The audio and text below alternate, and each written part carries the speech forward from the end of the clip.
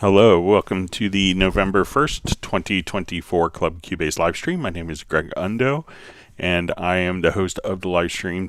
And if you have not attended a live stream before, how it works is you can ask questions in the live chat field, or simply submit questions in advance to clubcubase@steinberg.de. When asking questions, realize that my ability to answer questions in a real-time manner may soon be eclipsed. I'll try my best throughout the live stream to catch up and get through all the questions in chronological order. But if you don't see an immediate response to your question, if we could just be patient and not ask the same question over and over again, that would be appreciated. Just kind of slows down the process. When asking questions, if you could specify which version of Cubase that you are running. So whether it's Cubase LE, AI, Elements, Artist, or Pro, which version number, so if you're running 11, 12, or 13. Also, if you could specify which operating system, that information is often helpful. We should have an index of all of the topics that are discussed in today's live stream pinned to the top of the comments field. And if you wanted to search for topics been covered in previous live streams, I just did a count. We have over 36,000 different topics that you could refer to. I have a Word file that I'm happy to share with people with links to all the topics, but you could also go to Jan's website, cubaseindex.com. We want to give a special thanks to Jan for creating the website. We also want to give special thanks to Agent K and Jazz Dude, who serve as moderators. They're not Steinberg employees. They just really make it a better community experience. We appreciate everything they do. We'll also give a special shout out to Jazz Dude for his work with the unofficial Cubase Nation Discord, which is a wonderful resource of information for people in the Steinberg community. So once again, my name is Greg Undo. I work for Yamaha Corporation of America. I primarily focus on Steinberg products, and I'm the host today. I'm presenting from United States, just outside of Washington, D.C. in Alexandria, Virginia. And if you're watching live or on a replay, please feel free to introduce yourself and tell us where you're from. So with that, we will go ahead and begin. So we see Holland TV says, can my vouchers be refreshed until it ends? So I'm not sure which vouchers you have, but you won't be able to migrate your vouchers from a e-licenser product to the Steinberg licensing once it ends. So once the server is shut down. So if you have vouchers, it's always a good time to use them as soon as you can. But again, I'm not sure which particular voucher you have. All right, so we see From Cycling is Awesome. It says, hi Greg, I can't hear the metronome click, although the settings are correct, I guess. So usually when I get this question, it could be that the metronome may have gotten disabled in the control room. So let's say if we have our metronome playing, check your control room settings, because you may have the click playing. But if you're utilizing the control room, make sure that the click is turned on with this little button. You'll see 3 buttons vertically here. So the bottom button will allow the metronome to sound through the control room. And if that is turned on, you could also go to your transport and go to your metronome setup and make sure that that you have the audio click is turned on and that it's going out of your main stereo output there. And you could also just make sure that you have activate metronome click turned on right there. But usually when I get this question and everyone thinks they have everything right, it's just the control room got turned off, for the metronome in the control room got turned off. All right, so we have a question from Cycling is Awesome. Could you please show how to work with the Beat Designer / Groove Agent, divide the different parts, snare, bass, drum on single tracks, or even the whole patter in one MIDI track, plus create audio tracks? Okay.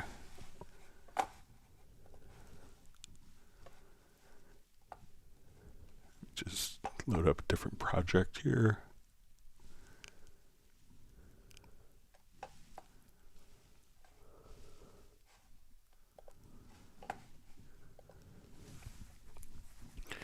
Okay, so when we want to use the Beat Designer,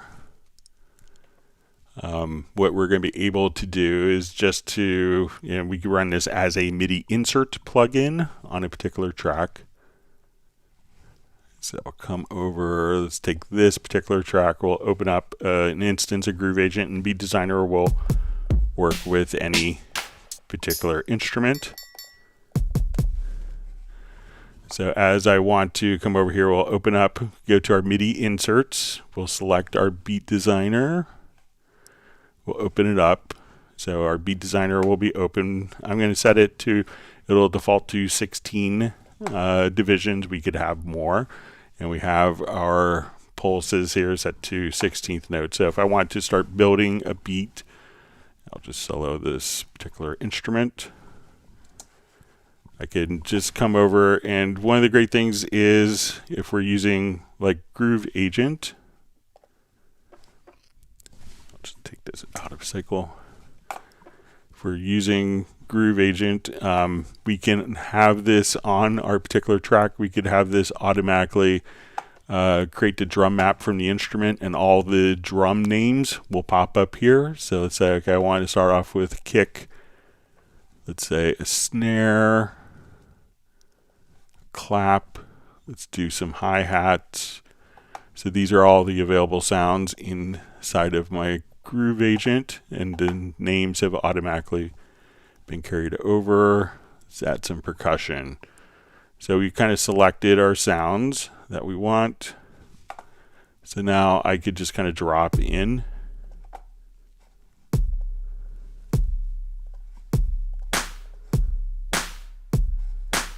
And if I want to put like maybe like a little throw in, we could adjust our velocity of each of these. So if I want almost more of a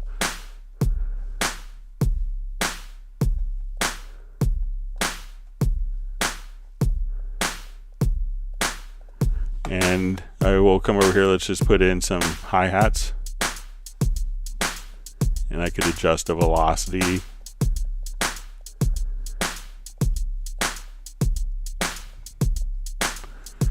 I'll put in a couple of percussion.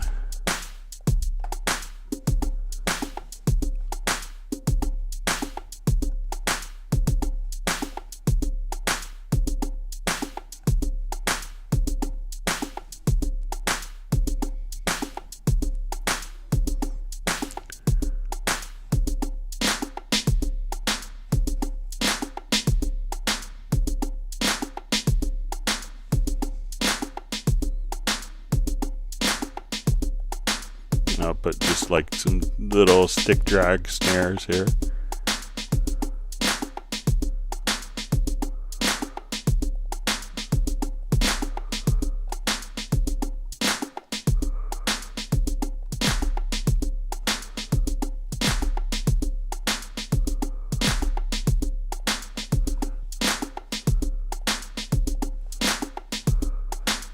So if I like this particular pattern and now I want to get this pattern into Cubase, what we could do is, if we go to the right hand corner here, we could just say we want to insert this particular pattern at the left locator. Now this pattern is automatically placed in our project window at the left locator. When I double click, we can now see the same components in our drum editor. So we can just see this directly in the drum editor. And if we want to split these up to different parts, all we would have to do is to just select the event. We'll go to MIDI and we could choose dissolve part, and we could select separate pitches. So now I do this, we'll say process, and now we can see that the hi-hats, kick, bongos, claps, snare will all be broken down into individual instruments, just like that. So once you start making the sounds, go to the upper right hand corner. We could insert this at the project, we could fill the loop, and then when we want to split the events, all we have to do is just go to MIDI and go to dissolve part and choose to separate pitches. So let me know if that's helpful for you. Great to see Tim K on from Zeist in the Netherlands. He's got Buddy, which looks just like my cat Steven is waving hello to Steven and Stella, which is Mark Rabin's dog. It's great to meet you on the Zoom social meetup on Tuesday, Tim. Thanks for joining us. All right, we have Uno Memento joining from Finland. Thanks for being on and such a loyal attendee. We have Alexander Plasko from Connecticut.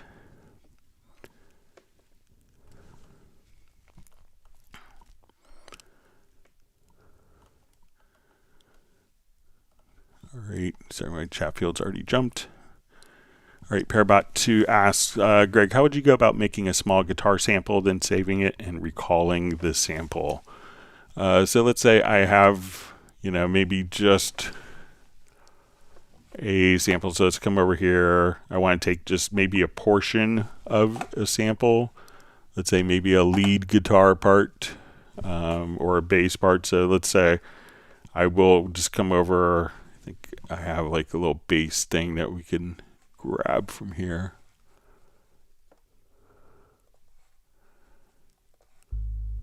All right, so let's say I have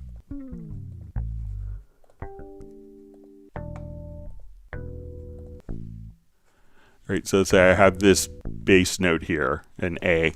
So I'm going to select the sampler control, and then I could right click and say insert into, we'll say create sampler track. So it's going to create a sampler track, and now we have the ability to play, which is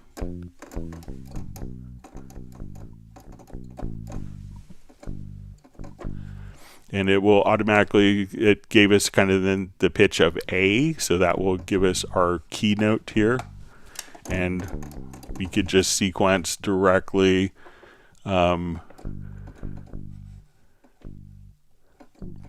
just right here. So any note that you play, you can just drag and drop even into the sampler track and be able to play that particular sampler track very fast and easily, just like that.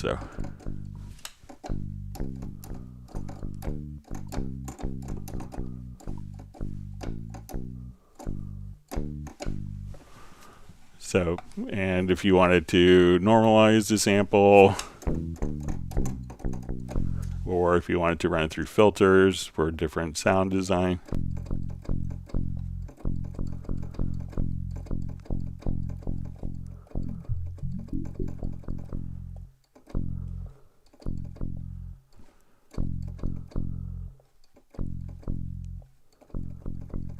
so all sorts of cool stuff that you could do, but again, just kind of drag and drop or just right click on a sample.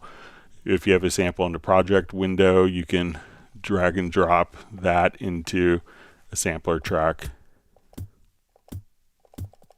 and be able to trigger that as well. So let me know if that's helpful for you, Parabot. All right, so we have Stefan checking in from Sweden. Thanks for being online. Wonderful as always to see Gerald Ely from Martinez, California. And he's happy that he's on time for once. All right, so we have Studio MK, just says, hi, please, I need help. All right, so let's hopefully see your questions coming up. It says I have 13 Pro. All right. All right, so we see Gareth from Spain on. Thanks for joining us. All right, we have Vince Flyvy from Winnipeg.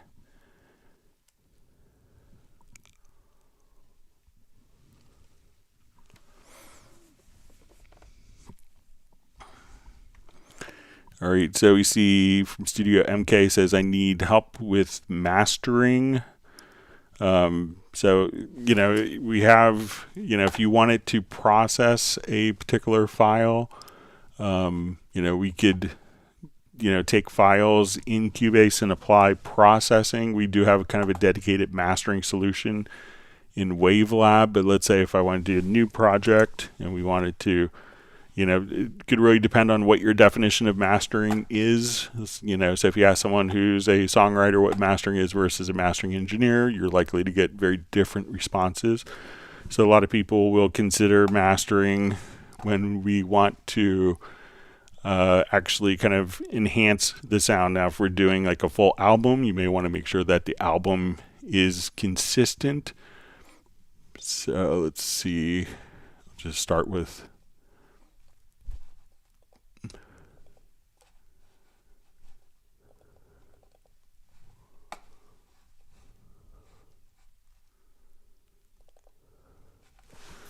all right, so let's say now a lot of people may just take a file in Wavelab and just do processing through plugins.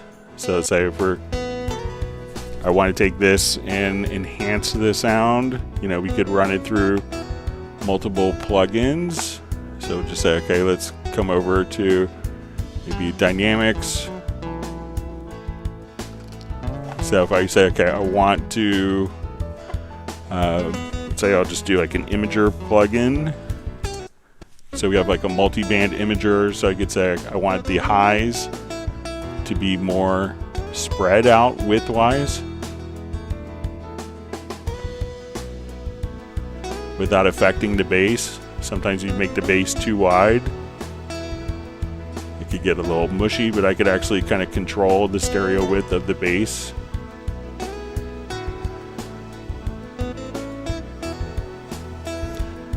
Then if I wanted to get more level,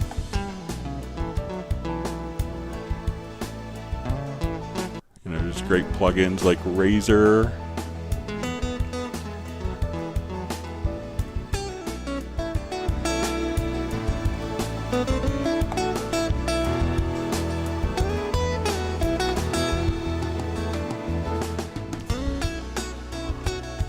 And then if you want it with like more kind of surgical EQ in between, we could come over here to frequency.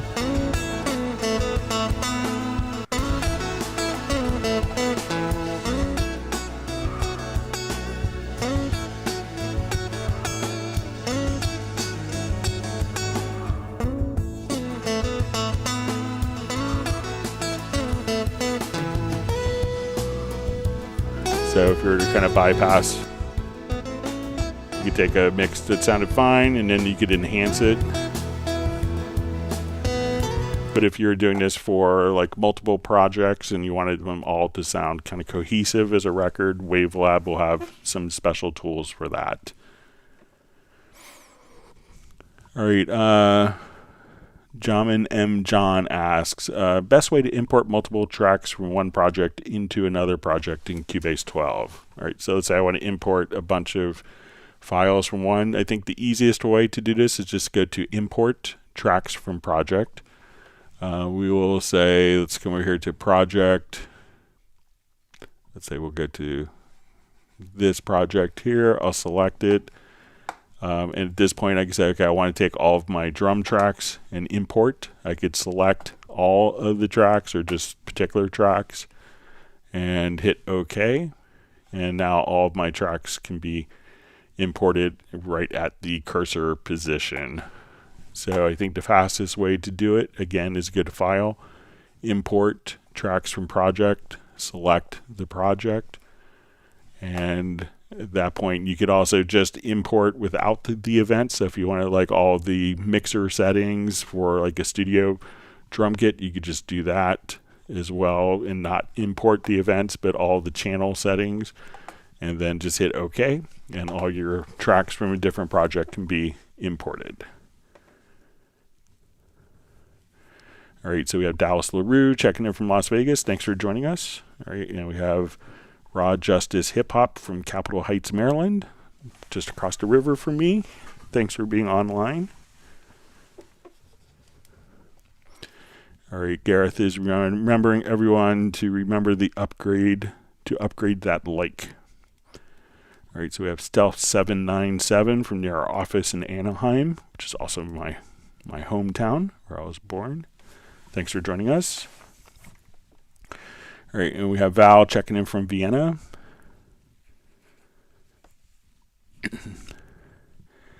And he says, regarding his clipping problem from last week, he found that minus 0.1 threshold and a brick wall limiter was not enough. He says he might mix too hot. All right, so we have the artist known as Love checking in from, I believe, New York. Gareth is saying the old classic Metronome control room oversight. Took me years to look out for that. All right, we see Val says, but he solved it somehow. Thanks for my help. Glad it worked out. Gareth is sharing a great sentiment of sparing a thought for the people that are suffering in a hurricane in Valencia. Yeah, I saw the footage of that. Looks really bad. So I hope that anyone watching from Valencia area is safe and well.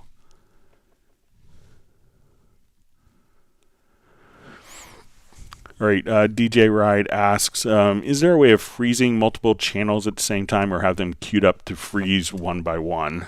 So I think this came in like 12.1. So if we had a bunch of tracks here with effects that we could select a number of tracks, and then when we go to edit, we could freeze the selected tracks with current settings, and that would automatically just freeze multiple tracks at once.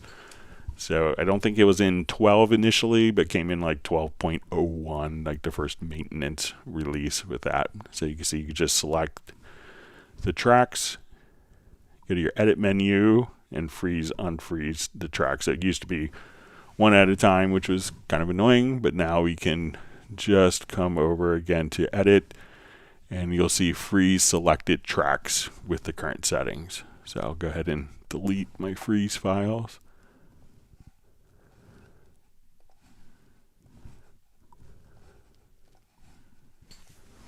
And that was added by popular demand. All right, so we have Pertti Komenen checking in from Finland. Thanks for being online. And Michael Teams from Weatherford, Texas. He wants people to smash the like button. If you do that, he will start to distribute virtual ice cream.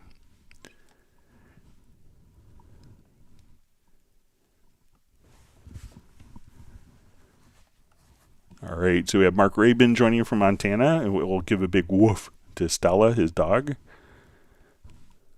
Thanks for joining us, Mark. Hope you're well. All right, we see Tim Weinheimer from Mission Viejo, California joining.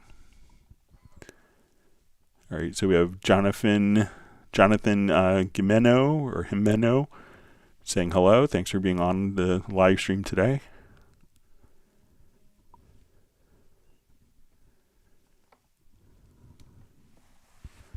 All right, and we have Zounds by Themo, just sending greetings from Wisconsin. Always like traveling into Wisconsin.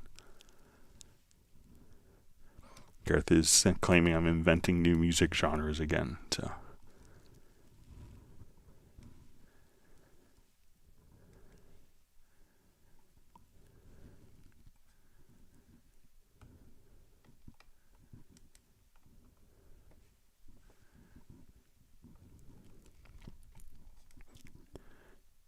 All right, sorry, my chat field already jumped again on me. Let me just scroll back so I don't miss questions. Sorry about that.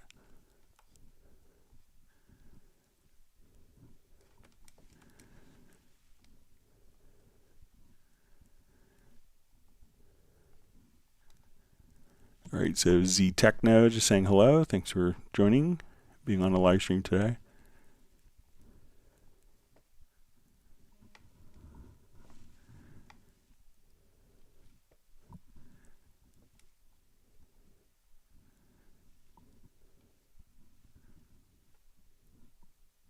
Memento wants people to whack the like button too. All right, MH just says Cubase 14 with a question mark. So as soon as it is released, we will do kind of a live stream walkthrough of new features. But if it hasn't been announced, we're not going to discuss it. There's nothing really to discuss. Nothing has been announced. Otherwise, I'd have a bunch of people from Germany really mad at me potentially. So.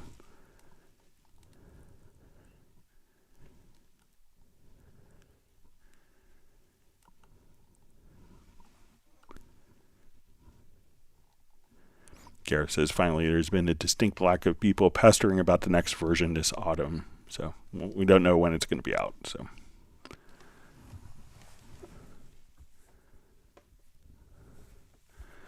All right, so we see virtual Virtual Ann says, "Hi Greg, I've made a MIDI remote script for my Novation Impulse 61 controller keyboard along with the Korg Nano Control 2. Sometimes when I open up a project, there are multiples showing up gray.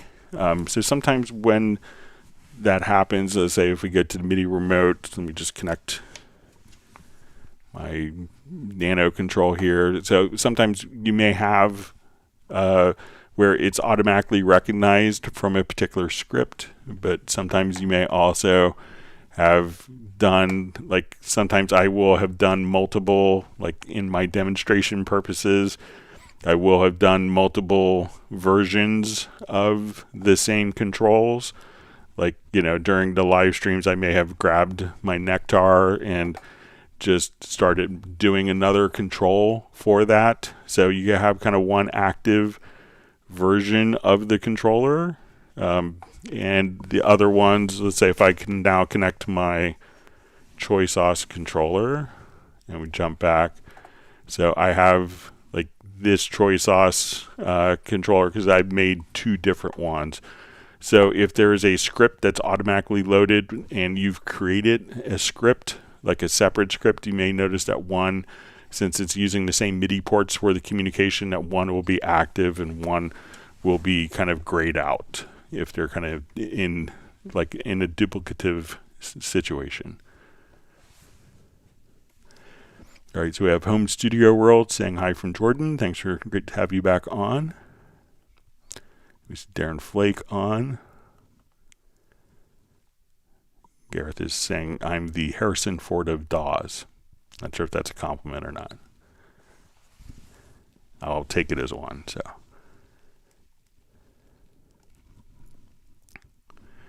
right, so Michael Teams has granted my family and myself 1 gallon of chocolate cherry mash ice cream. Sounds good. The rest of my family, they're not working today. Post-Halloween, my son has off, so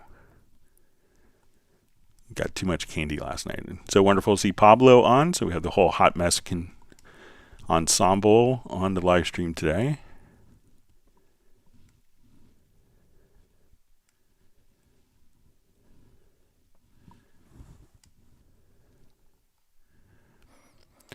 Okay, Mark Rabin asks, Greg, is there a clipper? I know you just showed Razor. So if you wanted to kind of have a clipper plug-in, so let me just remove this. So it'll show a little bit. Let me remove these. So it's going to be called SoftClip.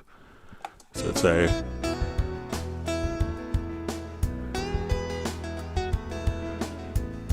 just change my...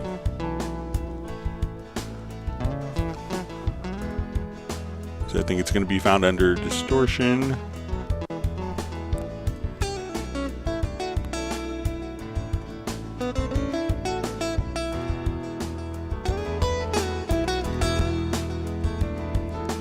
And here we get our control over the second and third order harmonics as well.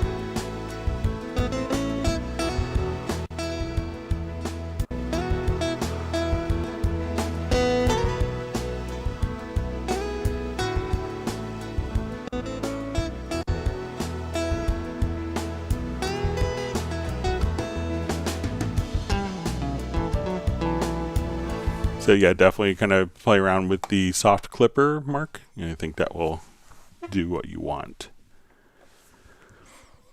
All right, Gareth's daughter Lola says cool in a teenager way. So I can pretty much hear it. And Mark Rabin just mentions he uses a third-party plugin for clipping. So yeah, just use a soft clipper.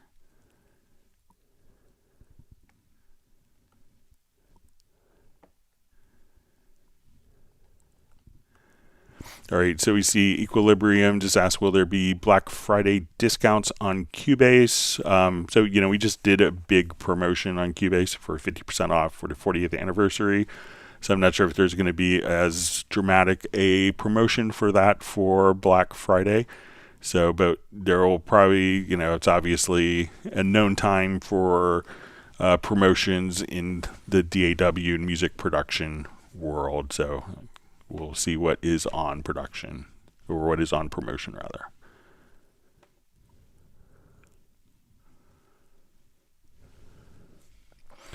All right, Parabot 2 says, Greg, what do you have on your stereo out, compressor, limiter, etc.? What are your go-to when mixing? Do you mix into those or add them later on? I generally, like when I'm working on a project, I try not to mix into a compressor. Let's just see if I have like the multi-track of this.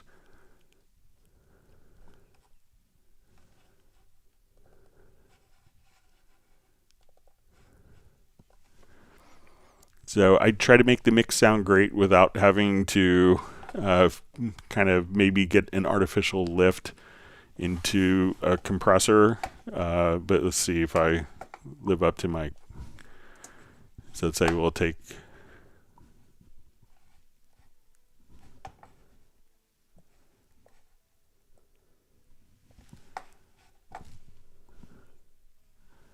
So like on this project here, I think I put a razor on, maybe for the mix down process.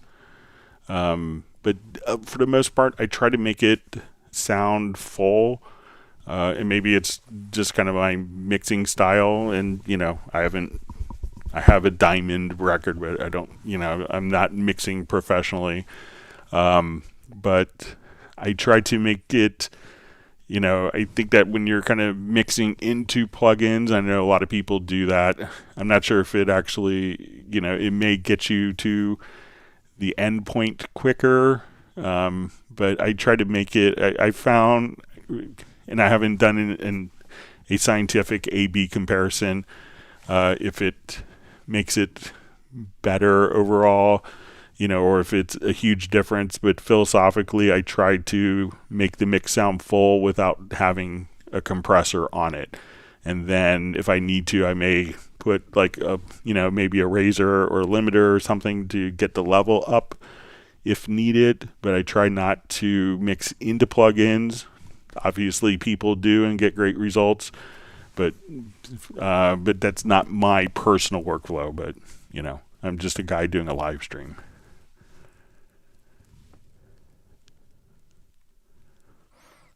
Okay.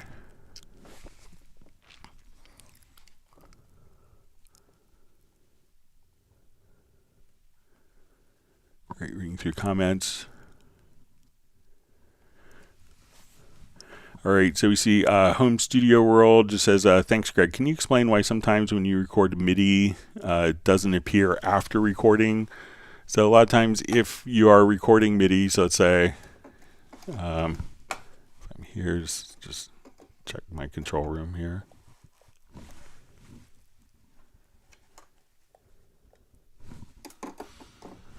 All right, so let's say if I was, you know, recording MIDI here. So a lot of times when I'm recording, maybe you have the MIDI monitor on. So let's say if we are here, and I think I may have a fade out on the end here. Let me just...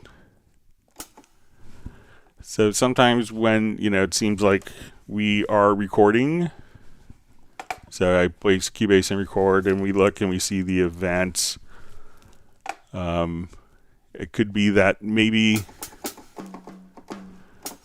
you know, that the particular MIDI port is set wrong. So let's say I can record, but it's not receiving any MIDI information. So if I go to record here and I'm playing a MIDI device, and it could be, especially if you're doing hardware, that you see it recording, and then you play along, you could hear it from the source, and then when you hit stop, nothing is going and everything disappears. So generally that would be an indication that there is no MIDI data that was being sent to the particular track, or maybe the track was record enabled. So let's say I have this track monitored, I can hear, but if we, you know, so make sure that you actually have MIDI communication. So usually when I see a MIDI part and I think it's being captured and it's not, I may have the wrong MIDI channel as the input, I may have the wrong MIDI input port, but it's not receiving MIDI data into the sequencer. So you may hear the MIDI data on your keyboard, but it may not be going into Cubase with the routing. So check your input ports and like your input channel and make sure that those are configured correctly.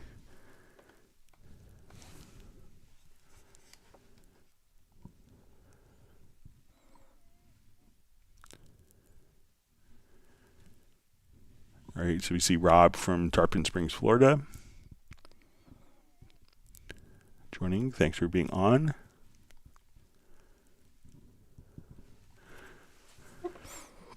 All right, so we see Michael Teams asks, howdy Greg, I need to time stretch a MIDI track. Please show how this is done. All right, so let's just grab, I'll take this MIDI event and we'll move it over.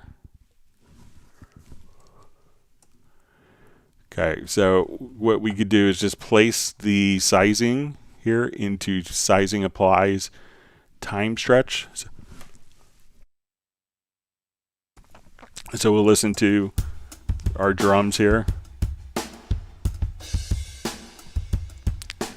So I'm going to place this into sizing applies time stretch on the project window. And now when I just come here,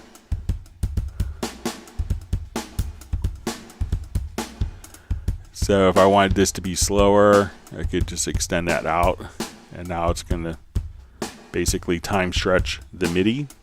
So we just, and if you hit the 1, like above the Q on an English keyboard, multiple times, you could switch the sizing mode to go to sizing applies time stretch. So if we come here and you'll see like the little clock indicating that it's going to change the timing of the event. So now I'll time stretch it to be like double the tempo. We'll undo that. I want it to be like 2/3 of the tempo. We could just drag the MIDI event and extend it out.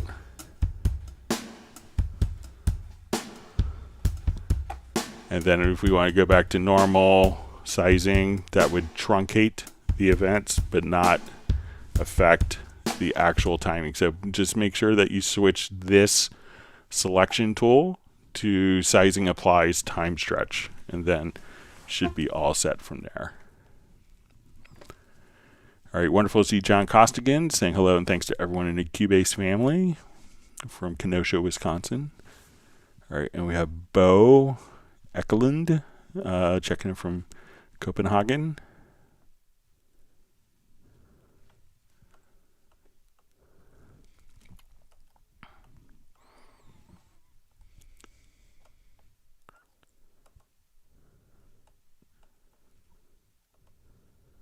All right, find my chat field is jumping around a lot today. I have lots of questions coming in.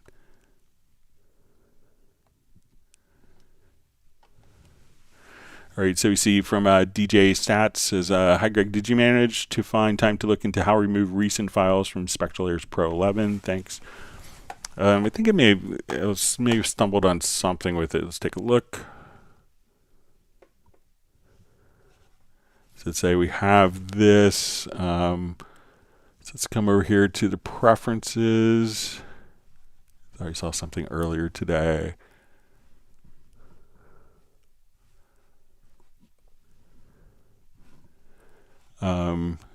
So if we say our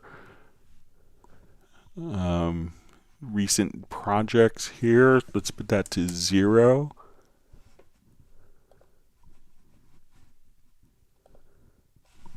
And let me see if that does it. When I open it again, it still looks like the recent files are there.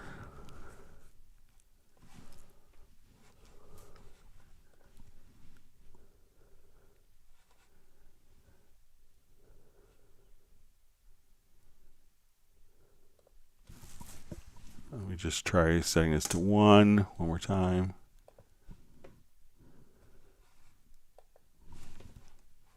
And see if that preference persists.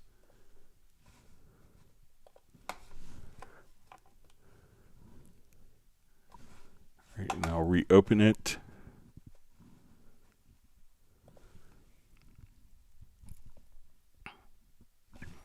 Yeah, so it looks like, so come over here to the preferences, to system, and then you could set the maximum recent projects. You could set that to 1, and then that will kind of blow out the other. I know it's not completely eradicated, but that should get you closer to where you are. Once you do that once, then you could change it back to the default value afterwards if needed. So again, preferences, system, maximum number of recent projects, and try entering in 1 and then restarting.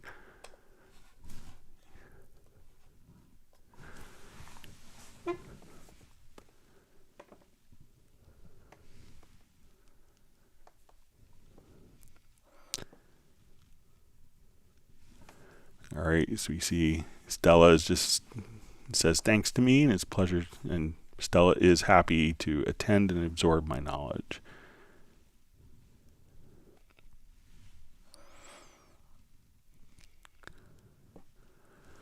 Okay, so we see Holland TV just says, I got 2 questions. Can my vouchers be refreshed until it ends? So I'm not sure which vouchers you have, but I think that most of the vouchers are good until at some point in 2025 that the e-licenser servers will be shut down.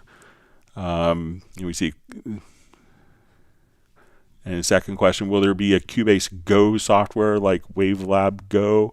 So I haven't heard of any plans for Cubase Go, but sometimes I'm not involved with those discussions, since I don't work for Steinberg. I just work for the US Steinberg distributor, but I haven't heard of any plans for like a Cubase Go type of model.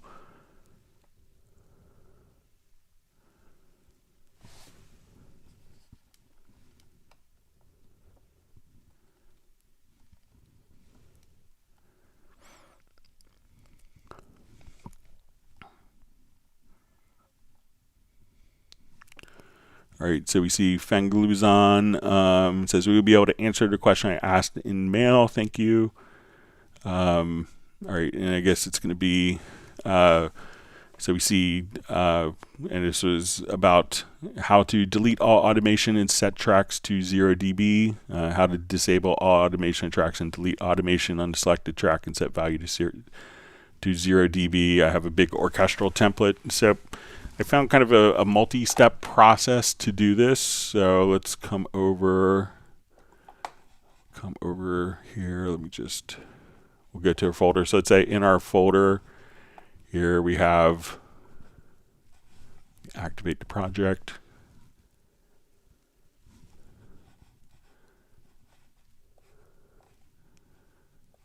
All right, so let's say we have automation across all of our different tracks here.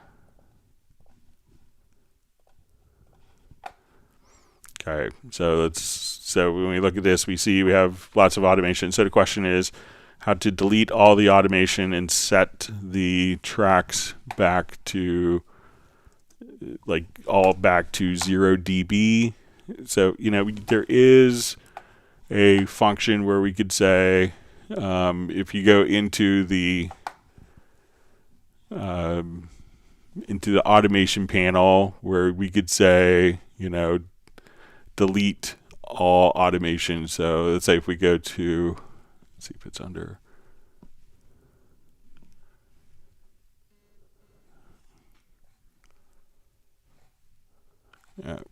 or there's a key command for it. Let me just show, I'll just come over here and show the key command for it. So, and I kind of put this in a macro as well. So I put the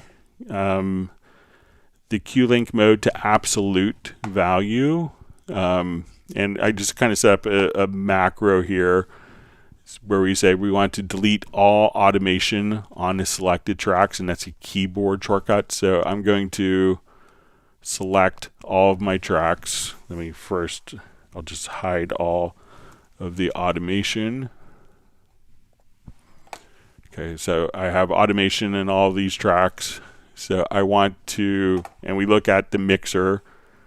We can see that our faders here from 1 through 8 will all be different values. So I will just kind of run that as a key command. So I could run that as a key command or a macro that will place it into, so I just have it delete all the automation, and I enabled Q-Link.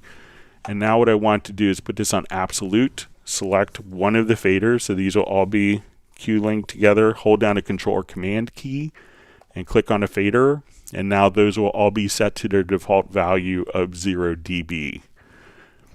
So take all of the selected tracks, so you can't set the initial value to 0 dB with a key command that I figured out. But now when we look at our tracks, and I'll run the macro here. So place this into absolute value. So run the macro. And now that the macro has been run, we can see, I'll just select all the tracks first. And again, we're going to basically go to automation, delete automation of selected tracks, enable the Q-Link. So all of the automation is erased from the tracks. Now what we want to do, Q-Link is enabled, select one of the faders, hold down the Control or Command key, and all of the selected tracks, so we'll just come here, all the selected tracks will revert to 0 dB. So it's not a fully automated thing, but I think it's pretty easy to do. So again, that macro, so we go to the key commands here, show it one more time. So it's kind of hiding there. So I just automation, delete automation of selected tracks, enable the Q-Link, and then when all, we'll take, and we could maintain kind of all the tracks being selected. So if I turn off the Q-Link and they're all set to different values from where the automation had left them at this point, once the Q-Link is on and absolute mode is turned on, click on 1 and hold down Control or Command and click, and that will reset all of the values for the selected tracks to their default 0 dB. So it's kind of a two-step process, but I think it's still pretty fast to do.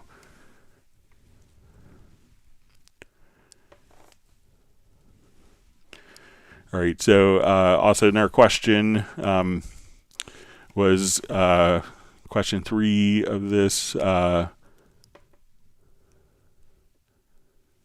right, make sure I didn't miss another question about expression maps and attribute and touchscreen. Is there a way to create some kind of step input for articulation? I would like to use the EM, I guess the expression map, by selecting one note and then just selecting attribute. So I couldn't find a way of doing this. I know I have composer friends that had maybe set stuff up with Lemur and Touch OSC to kind of trigger the particular key commands, but I didn't find a way to kind of do it in step entry. So let's say if we were kind of doing a violin part or a cello part here.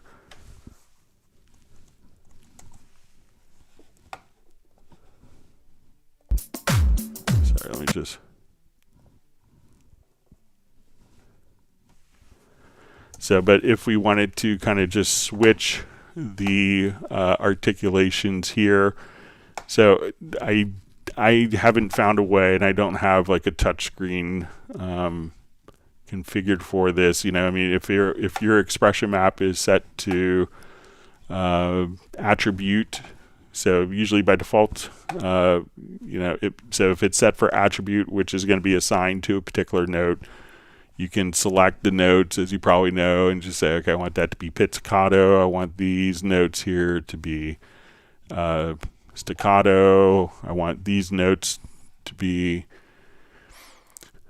tremolo. You know, so you could simply do the articulations, or as you record, you can just simply come over here and switch the key notes. So I'm just placing this into record, and we can record in the editor, and all of the values can can be recorded right in, but I don't know of a way to kind of set it up with, and I could play around with it more over the weekend to see if there's a way to automatically do it with a step entry with the expression map. I don't know of a way currently to do it, but I'll kind of play around with it over the weekend some more and see if I can come up with something.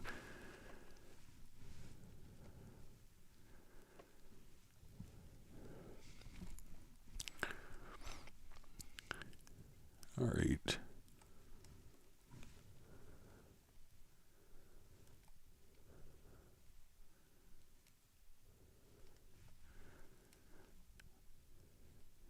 Okay. Pablo's happy that he's famous. Must be nice. And Gareth is saying he's world famous.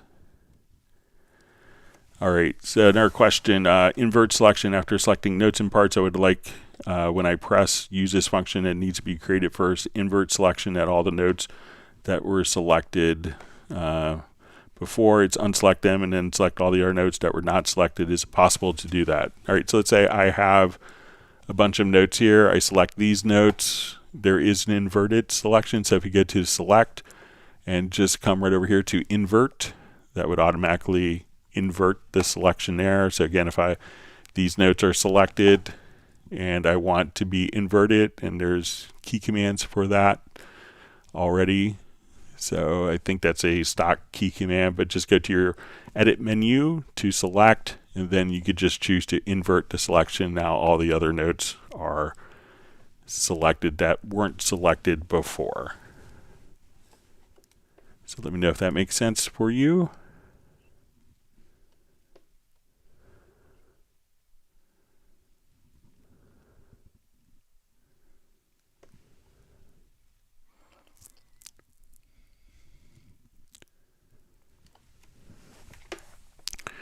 All right, so we see Coppery Singer 5. Hi Greg, how would you save Groove Agent kits to a Cubase project folder? Okay, so let's say this project folder is going to be, I think, in Hangouts November 1st, 2024. So let's say I make a Groove Agent kit. We can come over here. Let's just add a Groove Agent. I'll make a quick custom kit. So let's imagine these are our killer amazing drum samples. So once we have our kit here, now what we could do is we'll say right click on the agent, export kit with samples. We'll say this is going to be for this particular song. And what folder do I want to put it into? So we'll say, okay, let's come over here to my users, documents. We'll go to projects.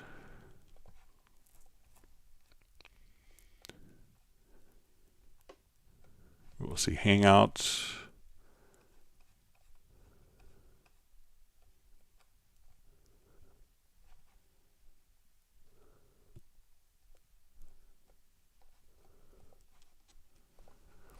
All right, and if we want to make a new folder here, we'll just call this Groove Agent Kit. And then we could say we want to, okay, so we'll just come right over here. We're going to say, and you want to just kind of click on, this is a subtle thing, the export files. So now when you hit OK, those particular samples are automatically going to be, that Groove Agent kit is automatically going to be in that particular folder. So if we want to look at it,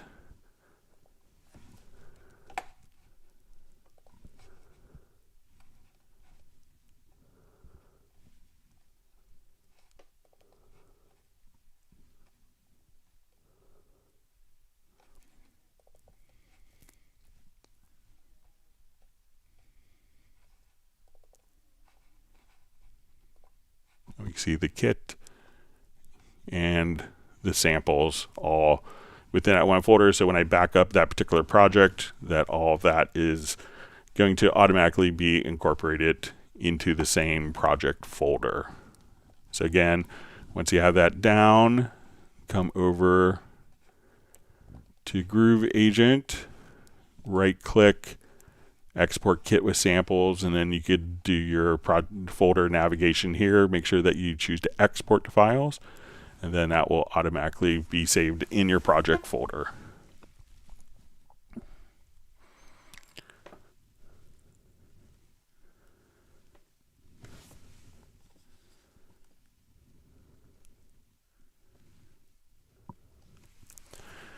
All right, Rich Schweitzer asks, how do I save a sampler instrument I've created to use in other projects? All right, so let's say I come and let's make a sampler track. Let's say we drag this over. All right, so what we could do is go to your track presets, and we'll say save track preset.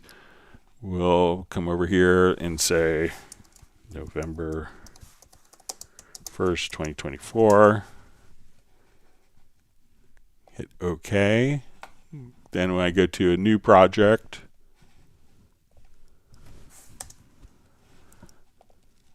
we'll add a sampler track. And let's load a track preset.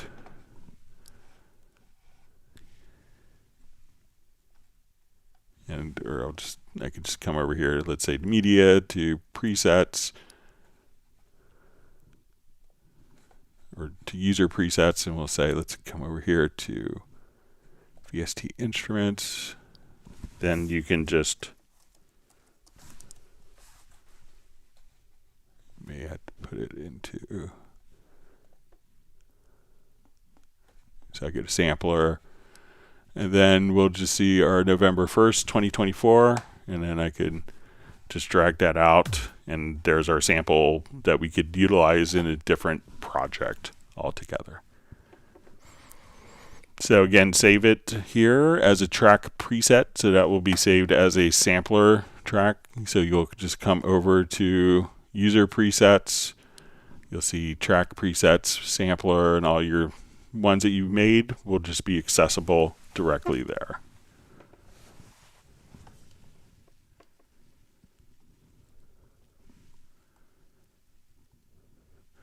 All right, so we have Capilon Kugavel just saying, hello, Cubase guru, love from Sri Lanka. So not sure if I'm a Cubase guru, but I just try to help people. But thank you for joining us, probably really in the middle of the night for you. Not sure if we've had someone from Sri Lanka on before, live, that's introduced themselves. So wonderful to see.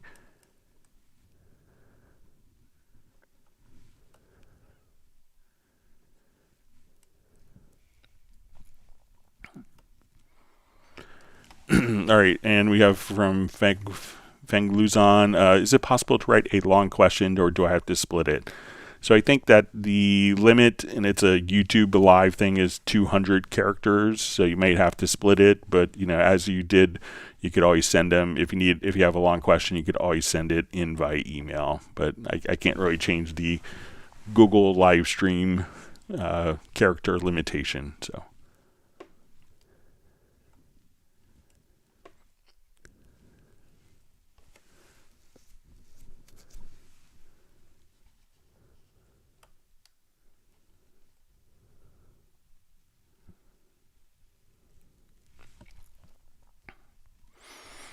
All right, so we see Dimitri asks, do you use hibernation or sleep mode when working on your projects? My USB guitar processor disconnects after hibernation, requiring me to restart Cubase and reconnect inputs and outputs. So generally, no. I'm always, I don't want my computer, while I'm working on Cubase, I don't want any possibility of the computer going asleep in the middle of a project, and so generally my power settings, on my personal studio PC, I have it set to never, and if I'm walking away, I will maybe put my computer to sleep, but also check to make sure that could be your USB settings in your BIOS that may be causing it not to wake up as well.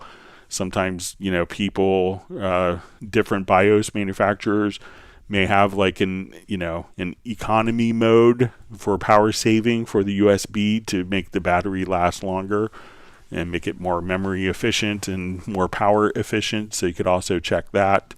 But if your guitar processor isn't able to kind of wake up from it, it could be the driver of the guitar processor. But check also your settings in the BIOS to make sure that your USB isn't in energy saving mode, something along those lines.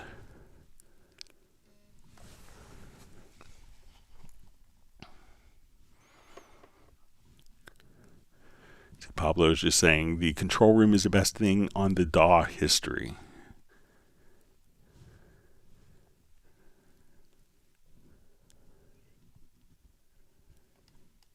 All right. Toto Kasi Bien asks, hi Greg, how would you explain how would be the right way to have quad or surround outputs and having a stereo output track also, so we have the option to bounce both of them? I guess it's child buses. So you could, so if you wanted to do, most people I know will treat the stereo and surround as separate projects. But let's say if we have a stereo track,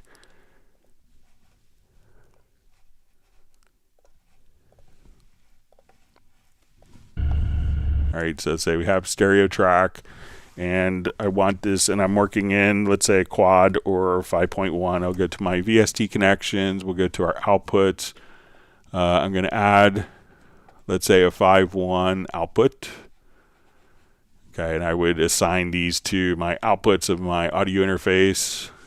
So now, instead of this track being routed to the stereo out, I want to route this to my 5.1 output. All right, so now we could take our stereo track and we have the option to come over with our stereo track to pan it within our surround field.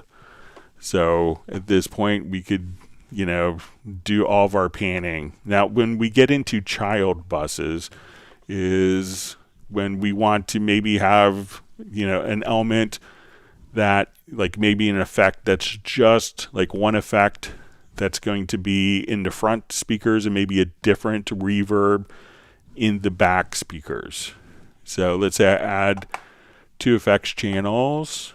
Let's say so we'll add a reverb here, and what we could do is when we go to add the reverb, so let's say when I add the effects channel, I may want to add a stereo track, and then we could also, I'll just do that over again here just for demonstration purposes. So let's say I want to be able to kind of send stuff just to the left-right and just to the left-right surround.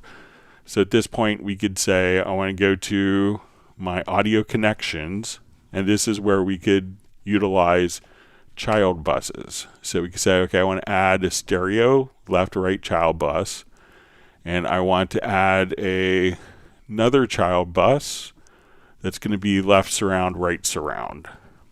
So at this point, I could take this stereo reverb, and I could send it to the stereo out, even though it's kind of within a 5.1 environment. And this reverb, I wanted to go to the left surround, right surround output. So I could take this particular channel, and when we go to our sends, we can now just kind of add the 2 revelations. So we'll say rev front, and we'll call this rev back.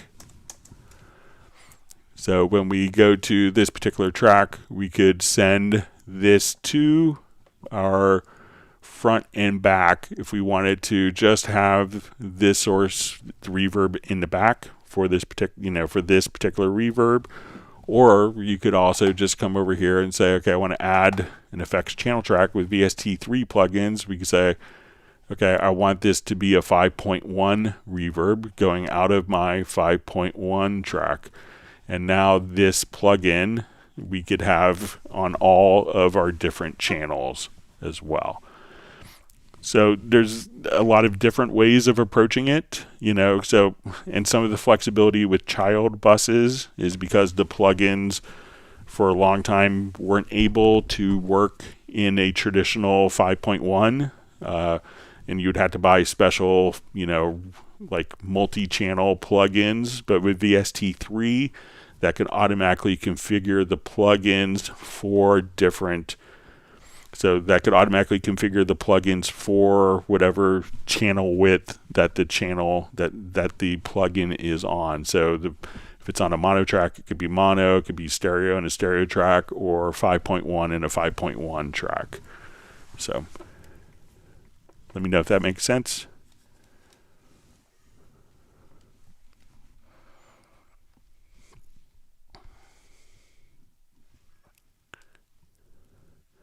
All right, so wonderful to see Walter Blackledge from the St. Louis Club Cubase. Hope you're doing well. Great to see you back on.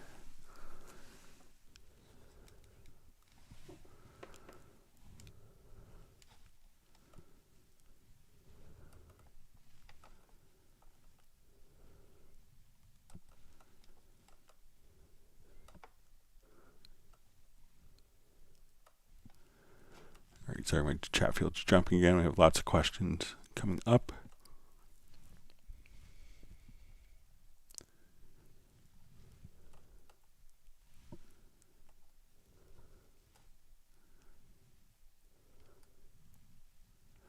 Okay, so I think I'm back to where I was. Okay, so Michael Teams just saying thanks, Greg. So yeah, let me know if that time stretching for the MIDI works for you.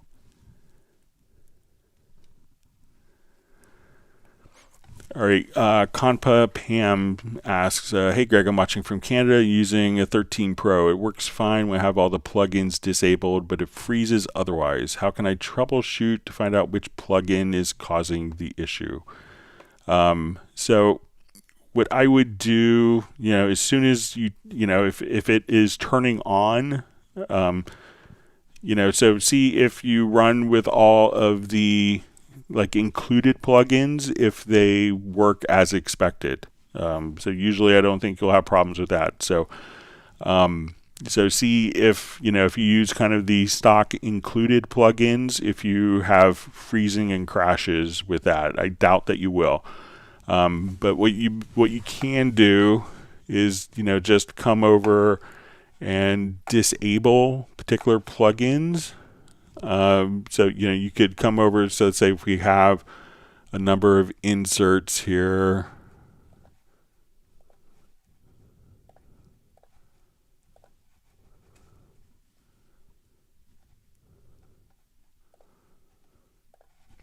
so if we have a number of these, you can try to hold down the Alt or Option key and disable the plugins and resave the project under a different name and see if it opens up. And so again, if we kind of just turn it off here, that will bypass the plugin, but the plugin will still be utilizing memory.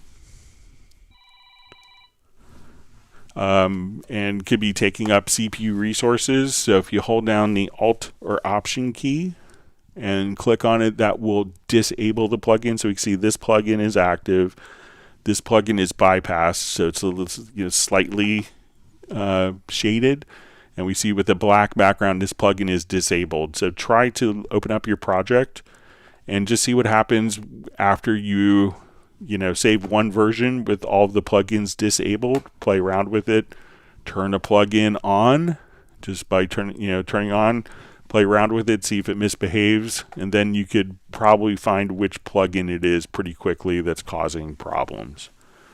Sorry that you have to go through that. It's always a bummer.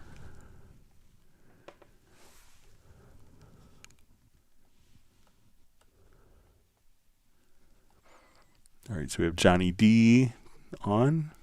Thanks for joining. Saying hi to everyone.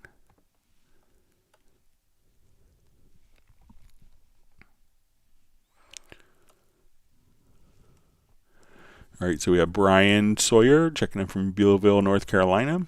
All right, so we see Pablo is just asking about Wavelab Go. So I think this week we'll see that Pro Tools is utilizing the ARA components for Wavelab and spectral layers. So I think that there's kind of a light version of Wavelab and spectral layers that's shipping with their products, so that people get used to it and migrate over to Steinberg solutions.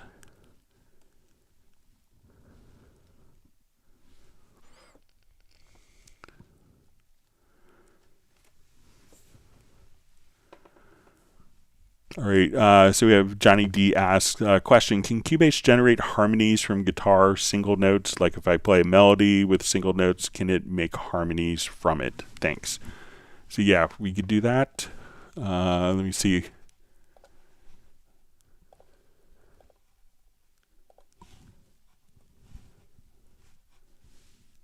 Let me see if I have this project in my recent list.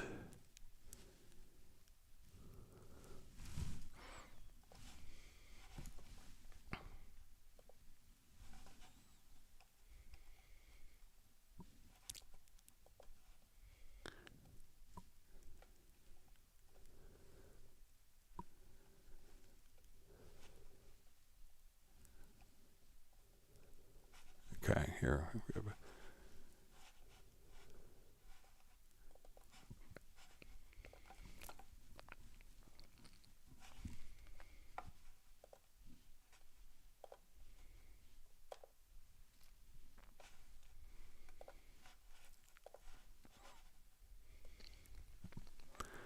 Okay, so here we have a guitar solo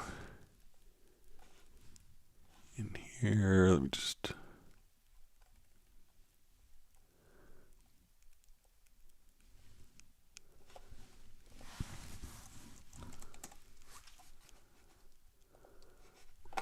Okay, so what we want to do is to, let's say we'll see, this may not be the best material for this, but we'll see.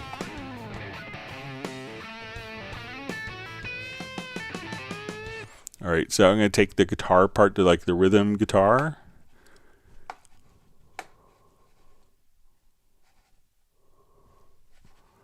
All right, so I'm going to take this rhythm guitar part,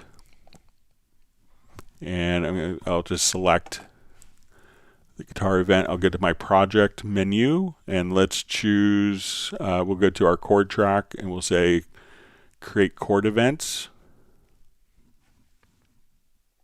All right, so it's created chords for us here. And now what I want to do is we'll find just a spot so it looks like it's probably going to just vamp on like the A chord. Let me just, all right, so we have an A chord here.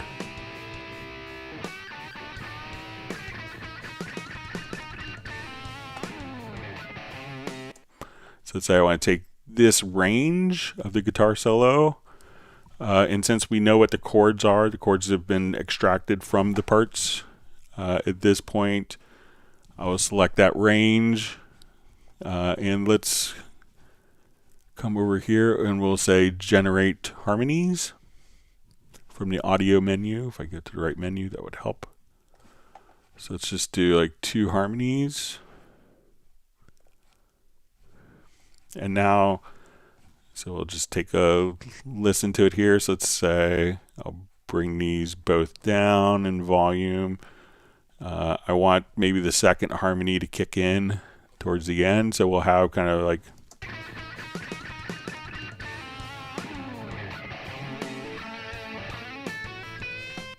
so we could just kind of come over, we'll do just a little more, add our guitar solo harmonies.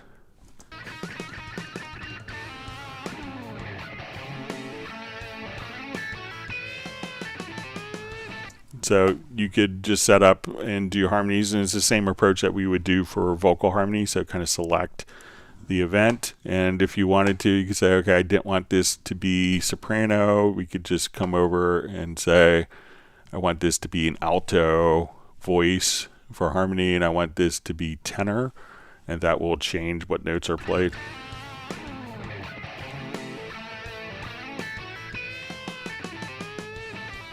So you can experiment with that.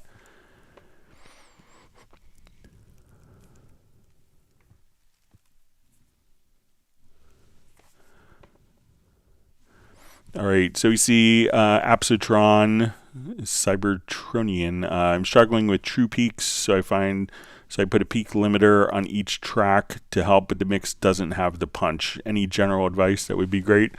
So, if you're running into scenarios where, I wouldn't put it on each track, because then you could be kind of working against yourself. So let's say we want to take like this project here,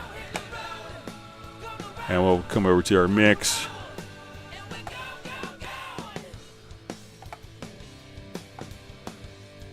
So I'll just do it maybe like from more to the beginning here.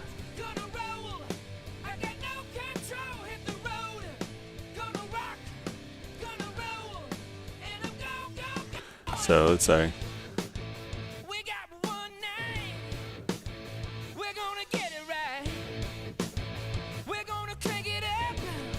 so, sometimes I think so even just kind of, or if you wanted to try like Razor, another one, so let's come over here.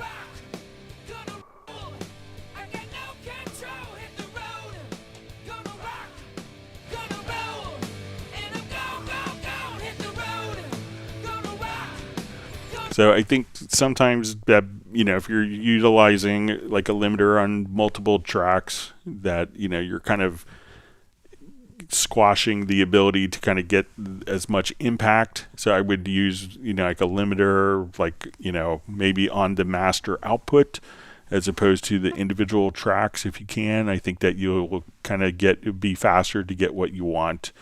But don't be afraid to, just kind of raise the volume of tracks up a little bit instead of mixing into the limiter, So, I remember being at, being in the studio with a very, very famous mix engineer, and he got a call from the mastering engineer, and he's like, and he was mixing into the compressor, and he was doing something where he didn't have as much time as he wanted to. And I was there when the phone call came in. He's like, I think you could do a better mix of this.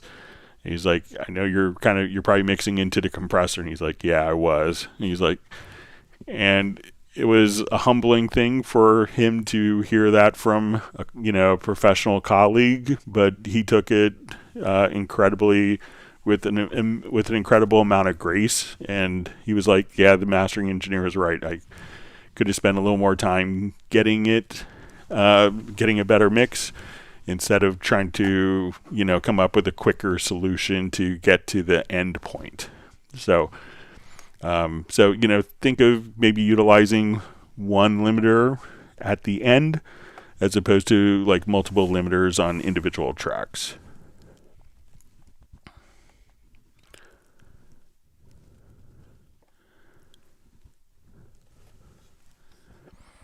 All right, so we have Martin checking in from Germany. Thanks for joining. All right, Gareth says he's going through a nasty contact battery save at the moment, and how he doesn't have any of those problems. So,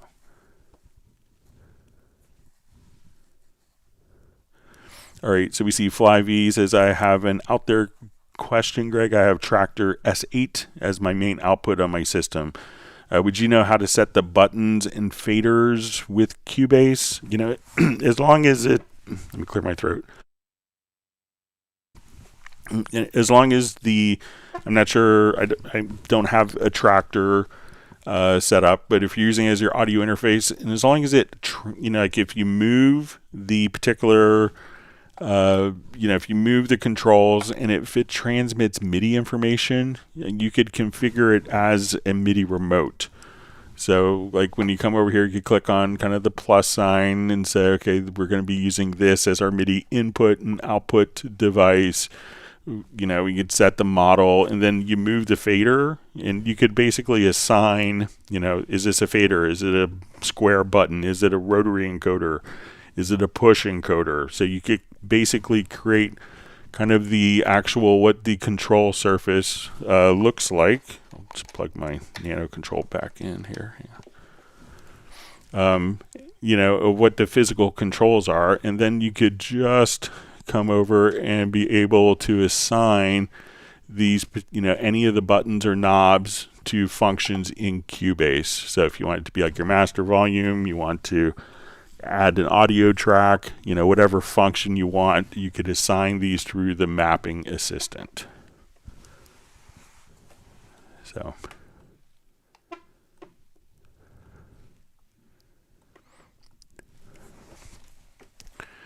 all right, so we have Robbie M. Becky. Great to see you on. This is a big hello from Croatia. Love to Greg for all the great explanations, and the Cubase team for being amazing at creating efficient tools. I hope you all have a great day. It's great to see you back on. And yeah, the team at Steinberg makes me look good. They do such a great job with the design of the software. All right, wonderful to see Randy from ProWash DFW. So I saw your post. I hope that you're feeling well and doing well, and that you are at home or will be home soon. All right, Anna Black is just asking if someone can help her get into the Discord community. So I'm sure Jazz Dude can provide a link.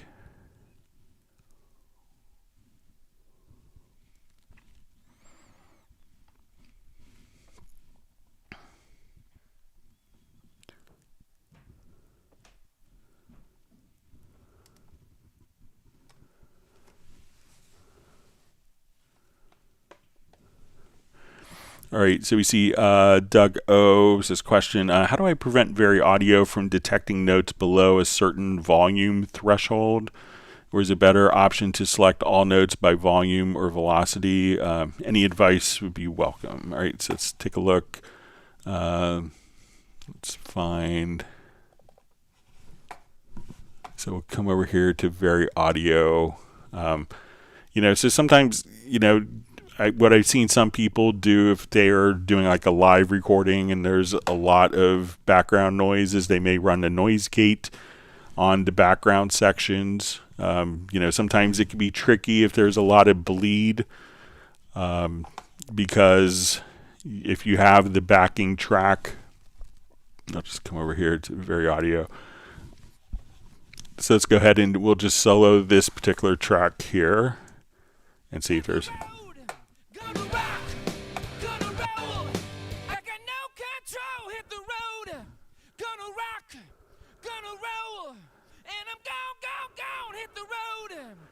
All right, so that was probably recorded in a proper, not in a live scenario.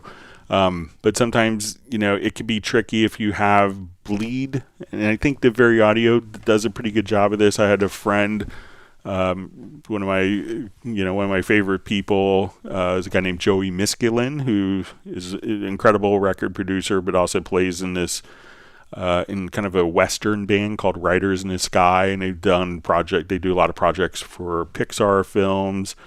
Like they did a big song, like I think Woody's song for Toy Story 2, and they may have won an Oscar for that, and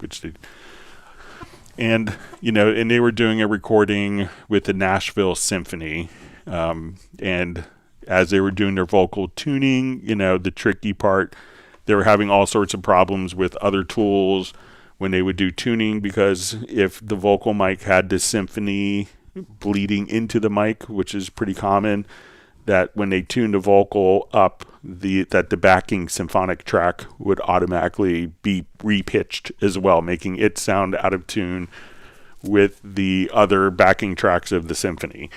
And they found Very Audio to kind of be the best choice for that. If you run into a lot of problems, and you have a multi-track, you could utilize spectral layers to take out, say, this is, the violin track that's bleeding through, and it could do an analysis of the violin track and kind of remove the violin track as bleed through on the original tracks. But if you have, so there isn't necessarily a threshold adjustment, but, it does a pretty good job. And you could always, one of the things, if we go into Very Audio and we set our smart controls to show all, that you could just come over here where you have maybe tracks that are bleeding through. So let me just come over here, we'll show this. So when we go to like the lower left hand corner here or the lower right hand corner, you could adjust the volume just on different segments that are maybe detected as background noise. So and let me see, I don't think that on the default controls that you could do that, but if you go to the smart controls, get to the lower right hand handle, and then you could adjust just the volume of parts that are bleeding through. And a lot of people will use that function for bleed through. So let me know if that's helpful for you, Doug.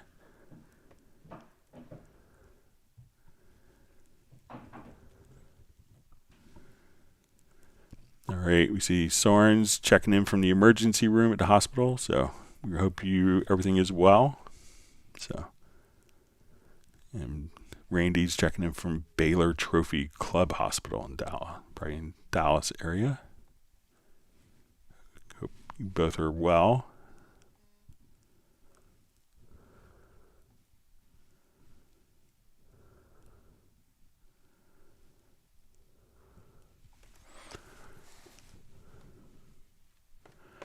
Okay, so Asterisk Korg Studio, how to export samples from sliced sequence.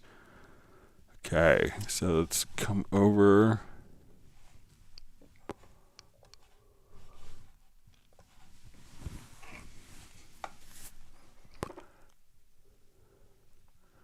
All right, so I assume this maybe be like we want to come here. Let's go to our hit points tab on audio file.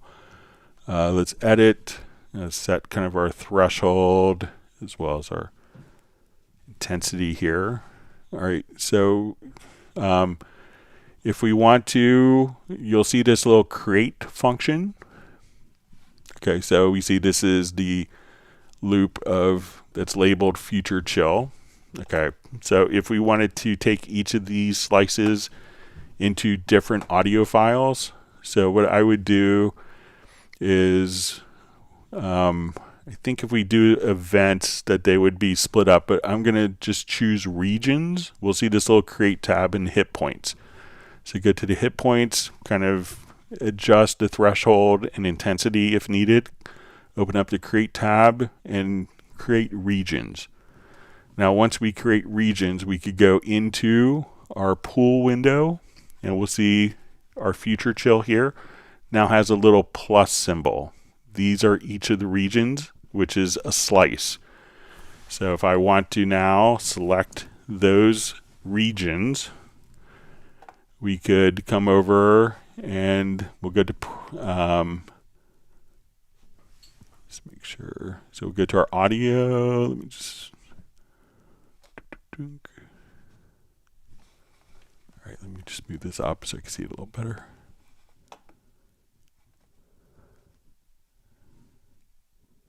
So we go to our audio menu and say bounce selection. We could create a new folder. So we'll come over here. We'll say region bounce. We can put it anywhere you want. And then we do that. So now when we go to our file, we could see all of the regions are now audio files, and each of these was one of the slices from that we had from the sample editor. So edit the hit points, go to create regions. You could see the regions here. You could select the region. So we have our 25 regions.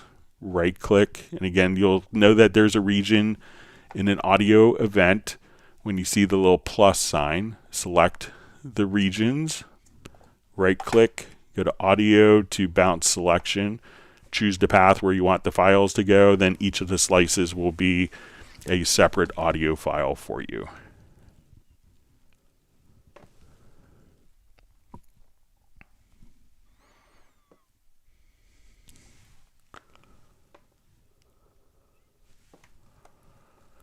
All right. All right, so we have Julio Boobzilla asks, hi Greg, what's the best way to tune multiple vocals with the pitch correct plugin using the chord track as an input. Is there something like multiple MIDI? What I would do is, just come over and let's say, we have a chord track. Let me just come over here. So let's say we have a chord track of this, and my audio examples probably don't have any alignment with the chord track. So let's say we have our chord track. We go into Very Audio. So if you have Very Audio, what you could do is just come over here, and then you'll see the scale assistant. So you can say, okay, we're in the key of, let's say, D major.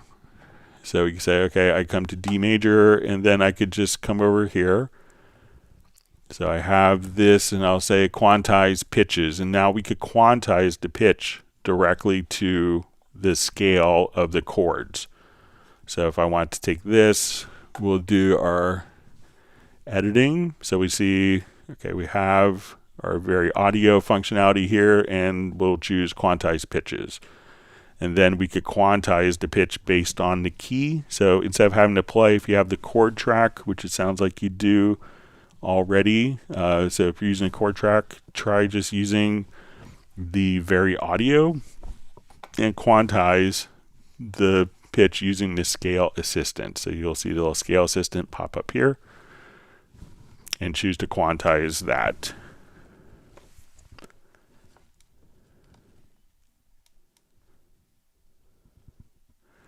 All right, so we see Lewis Dandy saying, I hope you're not too late. All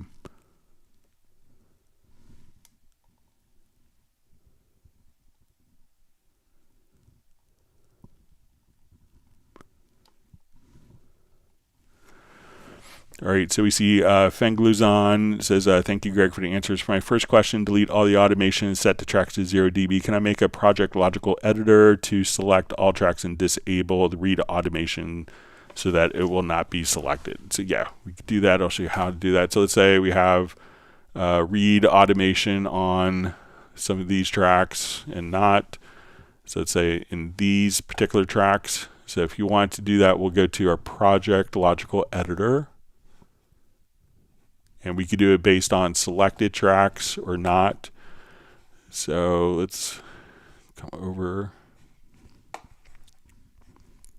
And what we want to do is to transform. And we could say media type or container type is equal to track. And how we want to take the track is we want to go to track operation, and we'll see, I think we'll see, let's see if it's one of the functions. Okay, read. And then we could just choose to disable. So now at this point, we could disable only tracks that have read. But let's say all these tracks, if I wanted to only be on selected tracks. So let's say this track isn't selected, and I have read turned on here, and I have read. Just turn on some of these.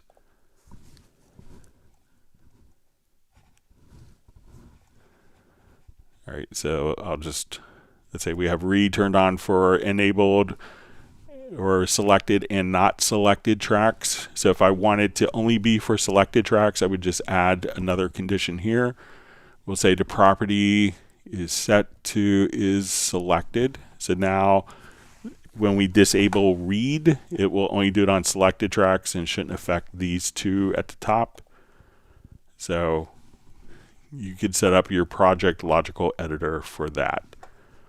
So transform, container type is track, go to track operation. The operation you want to work with is read, and disable that. And if you want it to be for just the selected tracks, property is set to is selected. All right, so we see Lewis Dandies checking in from Ahoskie, North Carolina. So one state away from me. And we see Fengluzon says, thank you. I saw you use a macro, but is it built from logical editor, project logical editor? So the macro didn't involve the logical editor or project logical editor. It was just a straight macro from that, from functions that exist already. Yeah, and I'll take a look for like the step entry to see if there's some way to accomplish that. Gareth has a funny comment. Greg's Hangout responsible for more world peace than the UN. So.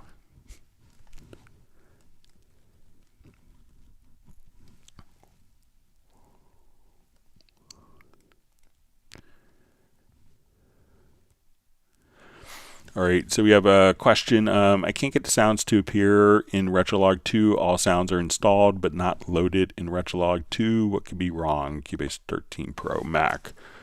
Okay, so check to see, there's a couple ways to approach it. So one is we could approach it from kind of the media bay. So as we come over here, let's jump home. Let's go to your VST instruments and go to your Retrolog and see if you see the different Retrolog sets here. So you should have kind of the original Retrolog, Retrolog 2, and maybe MPE. So you should have like 3 banks of Retrolog presets. So if you don't see those there, what you might want to do is just make sure that we go to your media bay or hit the key F, the function key F5. Now that we hit F5,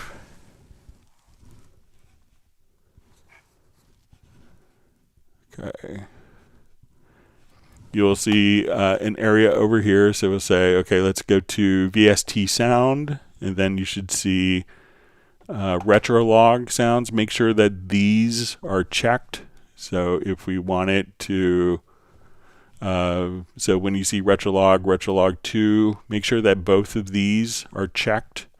So when you click and we have all media types listed here, you should see the presets. If you don't see anything, you could try to right click and rescan the disks for the presets.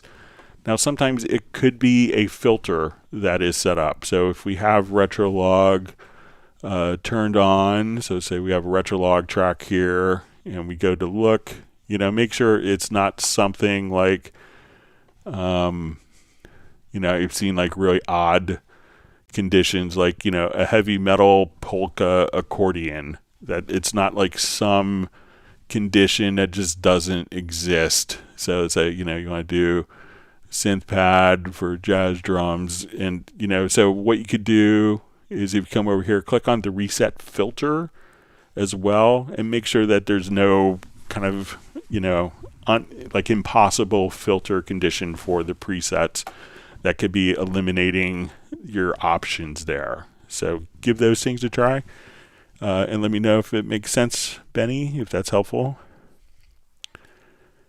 All right, see Matt Elston, great to see you on. Glad you can make it tonight. Let's see, Gareth says best to switch off all sleep and hibernation modes in your DAW. It always causes problems. So.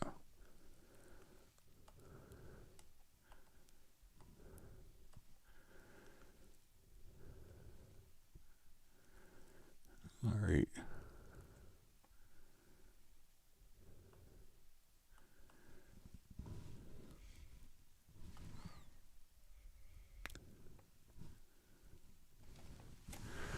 So we see Bratman Studio says, hey Greg, Rick here from Uptown Whittier, wishing all the Cubasers a happy Halloween. Okay, a day late. And Dia de los Muertos. We had an amazing haunt in our front yard maze. I'd like to send you a video. Yeah, so you can send it to Club Cubase at Steinberg.de. We had a great Halloween here as well. Our street kind of does it really well. People drive from other neighborhoods to trick or treat on our street.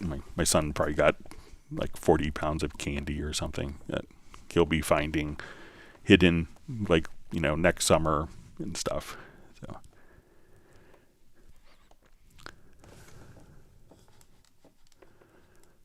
Gareth is just saying Revelation is well worth learning properly. So if it's the plugin, yeah, it's a wonderful reverb. Let's include it with Cubase.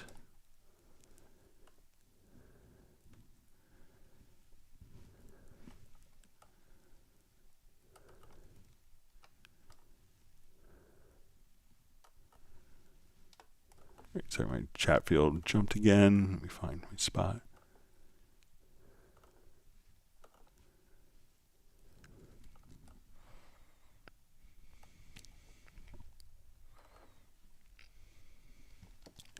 So I think I'm back where I was.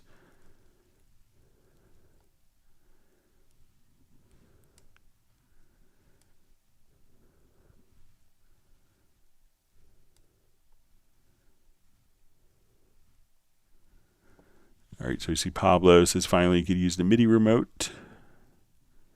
He uses Google Translate as well. Gareth is saying he can confirm a final mix is possible with only Cubase plugins. Of course.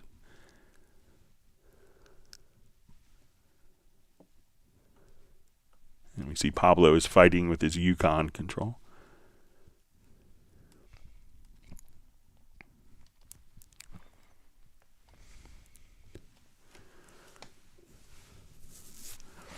All right, so we see from GO, it says, hi, Greg, is it possible to route MIDI track A as an input to MIDI track B? What you can do is if you use a MIDI track versus an instrument track, so we'll show you here. So let's load up 2 instruments.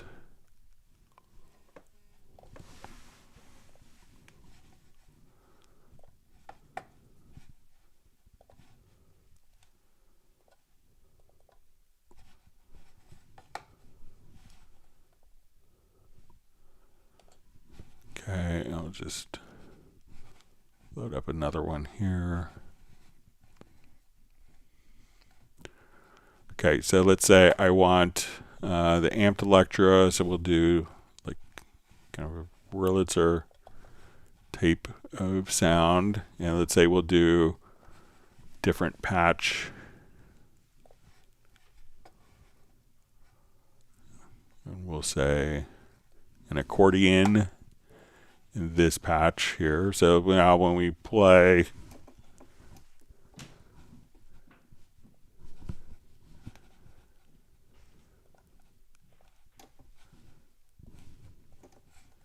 check my control room. All right. So what you want to do is if we take one MIDI track,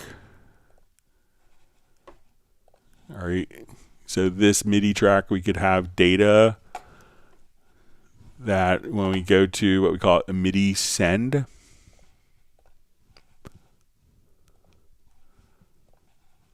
then I could take the MIDI data from this one particular track and have this sent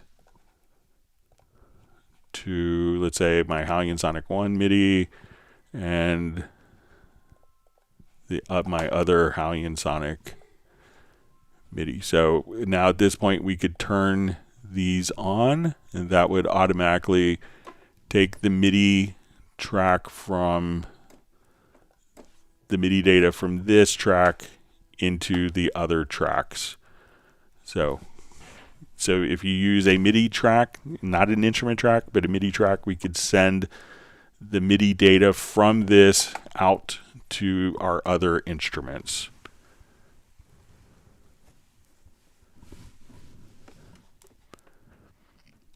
Pablo is happy to see the Yamaha Compressor 276 plugin. All right, Tim Weinheimer just says, how can a DAW be this great? So we listen to our users. Pretty easy. All right, so wonderful to see Sable Winters from San Francisco. Thanks for joining us today.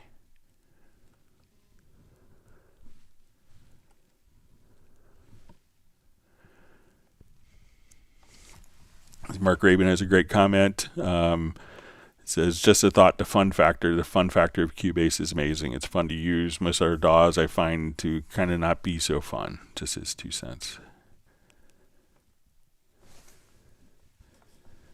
All right, Michael Teams has granted Sable 1 gallon of Ghirardelli chocolate ice cream. Sounds pretty decadent.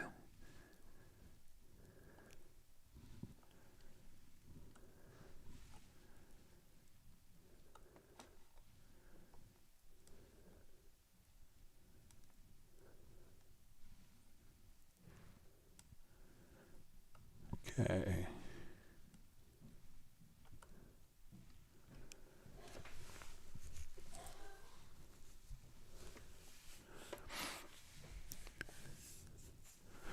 All right, so we see from Darren Flake, hi Greg, when working on a MIDI event, how to do halftime or double the speed of the MIDI speed to be able to hear it when written MIDI notes, and how to keep the changes on key after the fact. All right, so let's take a look. So there's some logical editor presets that can be utilized for that. So let's come over.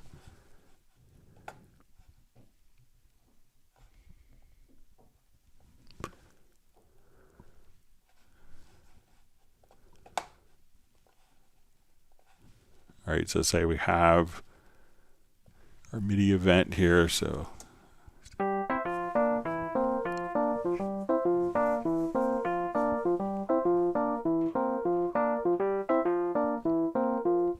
right, so now let's come over to our logical editor. So we saw before how we could kind of time compress that. But if we want to go to do it with, like one mouse button, we could come over, let's get to our logical editor. So let's take our MIDI, we're going to transform it, and we want to change the length, and we'll say multiply by 2. And let's also just change the position and multiply by 2. So now if we take this MIDI event here, we'll hit apply. So now it's going to be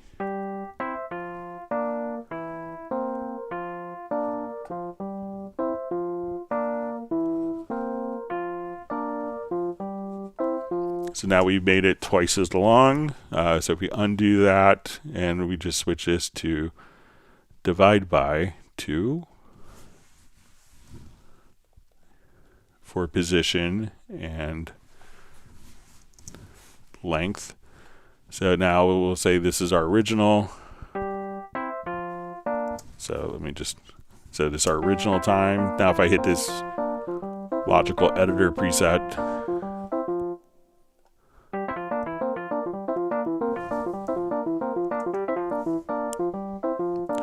so that way you could, so let me know if that would make sense for when you want to double or half the speed. So if that makes sense. Let's see, Michael Teams was clever, and for Sable's ice cream gave a San Francisco brand for the Ghirardelli chocolate. All right, so we have we'll call it symbol with Nut. We'll say Nut sending greetings from Taiwan. Thanks for joining us. It's middle of the night for you. All right. See, Sable Winters just saying hi to me. Saying happy Friday. So, yeah. Thank you so much, Sable.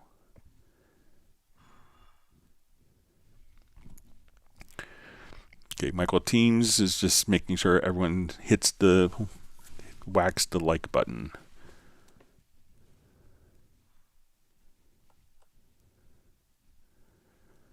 Sable says hit the like button, it's free.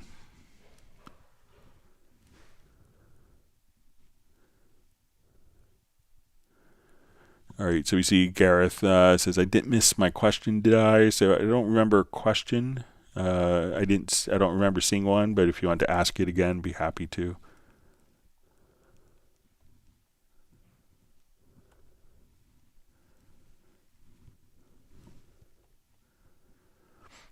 All right, so we see Squall just saying Mac with a question mark, not professional. So I think that both Mac and Windows as platforms are both professional. You get great stuff done. All right, HSP Products says, Greg, does Steinberg plan to integrate Splice into new versions of Cubase, and when? So generally we don't talk about new features until they're actually released. But, we'll see, it seems like we'll see, how, what comes in the future. So.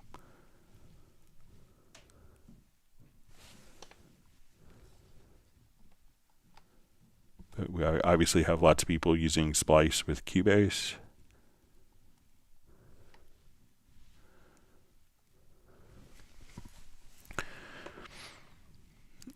All right, so we have a question from PK. How do I see how much delay a plugin adds to a track, and how do I see the overall delay on a track? right? So anytime that we have and add plugins on a particular track, it's going they can impose a latency. So I'll come over and let's take a look. Let's go to an audio track here. Okay, now if we go to the channel inspector, so we have kind of with version 13 this new concept of a channel inspector. We could right click and go to setup sections, and there's this little area here called the latency. So if we have a particular plugin chain, so let's say I have different plugins here. So this will show us the delay of all of the plugins on this particular track. So if we want to click, we could say that the pitch correct plugin is 40 milliseconds or 1,764 samples of latency. So as I would add other plugins, let's say I add a vocal chain, we could now see that the vocal chain and this number has increased. And once we click here, we can see exactly how many milliseconds and samples that plugin takes to process, and this track will play earlier by that amount of latency so that it's playing back in time. So go to the channel settings. If you're in the full mix console, if you hit F3, we'll see these settings directly above so we'll again just make sure that we'll right click here. We'll go to setup sections. We'll see that the channel latency, and as we kind of move this up, we can see our channel latency figures right here for all of the plugins. So you can see it right above the fader area. So that's how you can determine how much latency or delay each plugin is imposing on your system.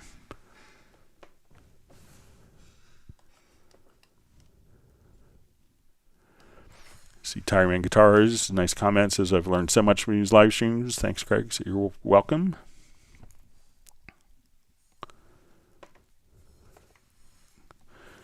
All right, next question from Michael B. How to make smooth transition between every two notes in Very Audio, like slide vocal? All right, so let's take a look.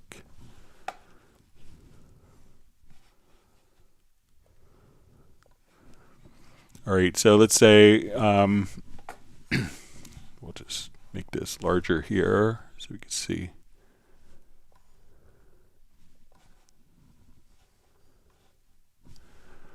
Okay, so like when we have, so I'm going to come again over to to show all smart controls. So one of the things that you could do is, like, as we want to make kind of smooth transitions, you know, one of the things that we could do is come over here. One is sometimes when we're doing like straightening of particular pitches, I could just say, okay, we have these little triangles here. So often people may want smoother transitions. So once I come over here and we straighten the pitch, I could choose the straighten pitch to only be within this specified range, so I don't affect the transitions between notes. So when we go to the upper center, I could straighten the pitch but not affect those particular transitions.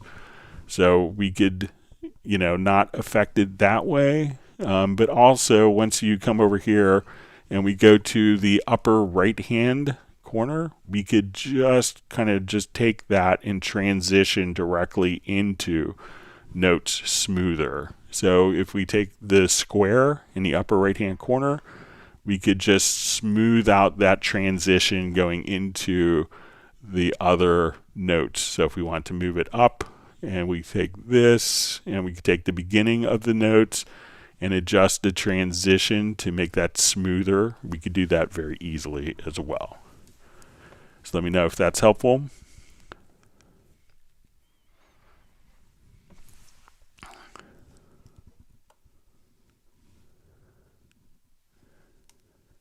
See, Michael's saying he's using Very Audio with violin, solo guitar, and bass.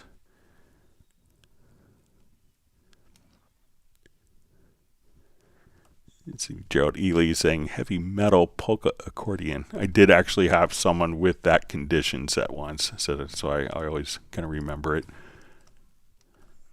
Looking for a vocal preset that was for heavy metal polka accordion. I wish I could have made that up. All right.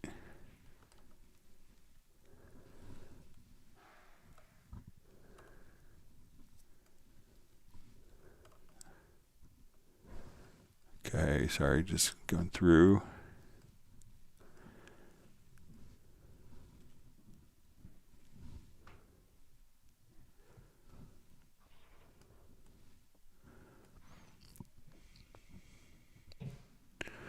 All right, so Bayon that line says, hi Greg, just started using it. Is there any shortcut for making strum in the MIDI editor? All right, so let's say if we want,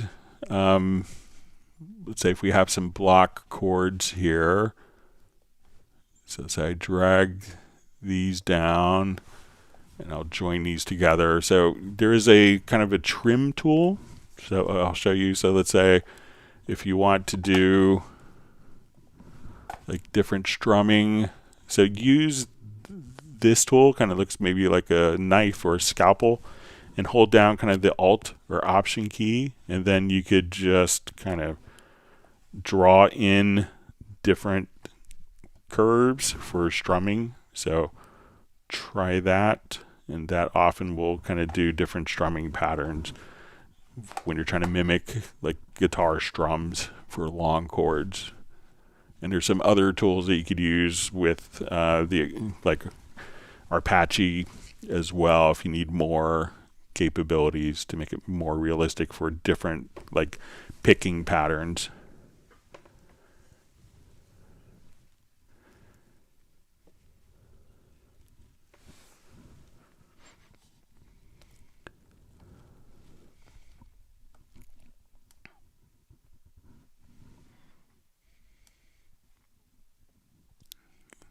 See Jazz Dude saying that the reset filters and divide windows and media bay should be more prominent.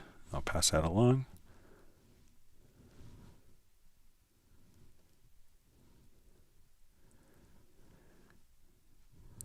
See, Uno Memento says he started his career with the accordions. Yeah, so my friend Joey Miskelin, who I was just speaking of earlier with Riders in the Sky, who did the very audio for the live recording. He's like one of the most amazing accordion players, so he's just incredible to listen to him. So if you want to listen to Joey Miskelin's accordion records, he's incredibly good. And he's also like produced Johnny Cash and U2 and other artists.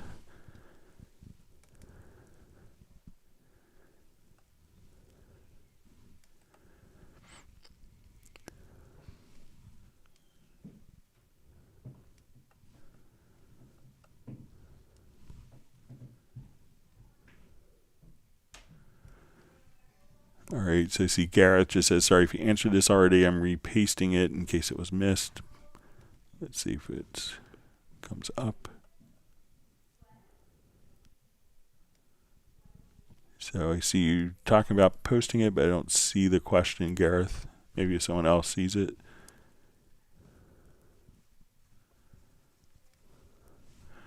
Okay, Tyreman Guitars says, I had PadShop Pro and Cubase 8. Does PadShop 2 come with the old PadShop Pro presets on it? So yeah, as you can see, once we'll pop over here, we'll go to PadShop. You'll, like if we go into your media bay, you'll see the original PadShop 2 presets, MPE presets, and this is like an Apollo, so like an add-on PadShop expansion.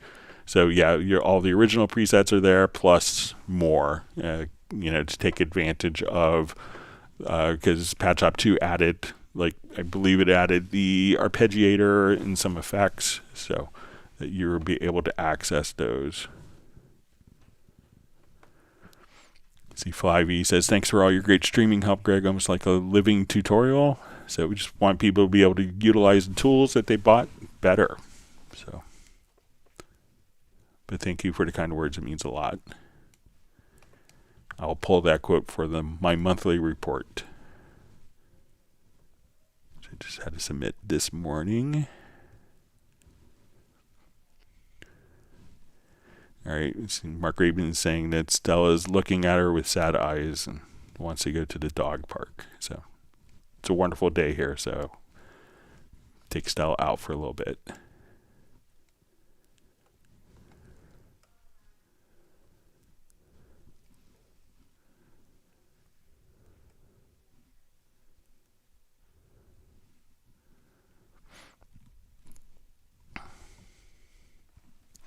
Okay, Michael B just says how to easily render, delay, or reverb track from sensor inserts.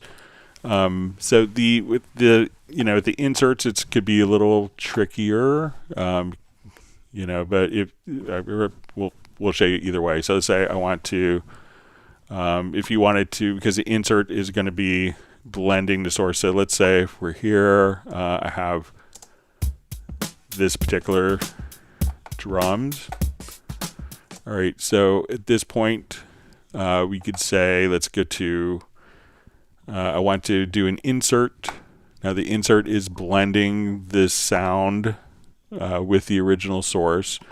So if we want to, let's say we open up Reference, and we'll select this. So now I'll adjust the balance, the blend between it.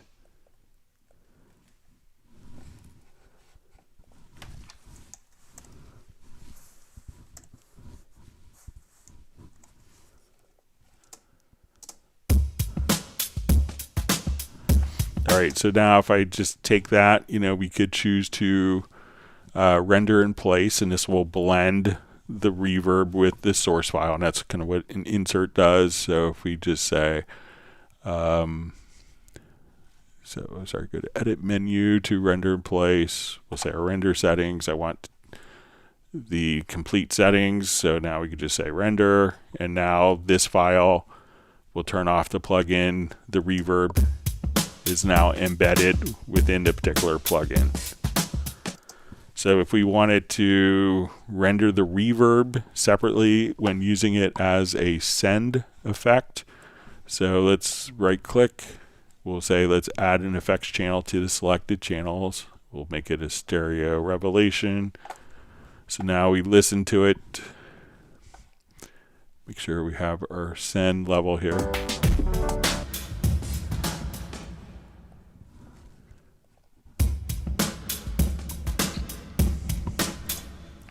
So if we want to take this revelation, I think that we'll try this. Let's go to our routing, and I'm going to take this revelation and send it to a group.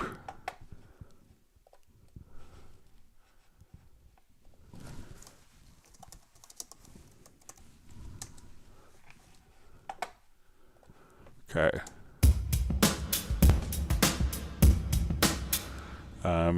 So let's make sure I have this. Let's see if this will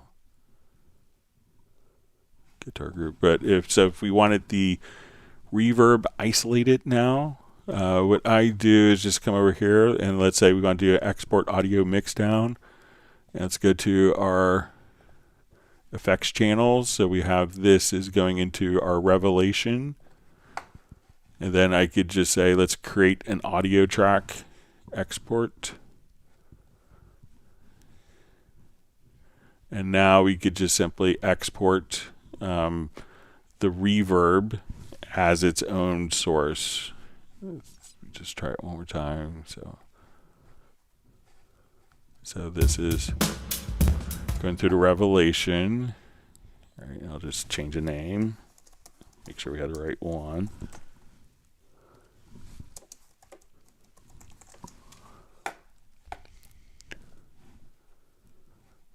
And I'll just set the left and right locator for this. This was my mistake. So we'll go export audio mix down. We're just going to take the revelation render, export, and then we could just have that file rendered by itself.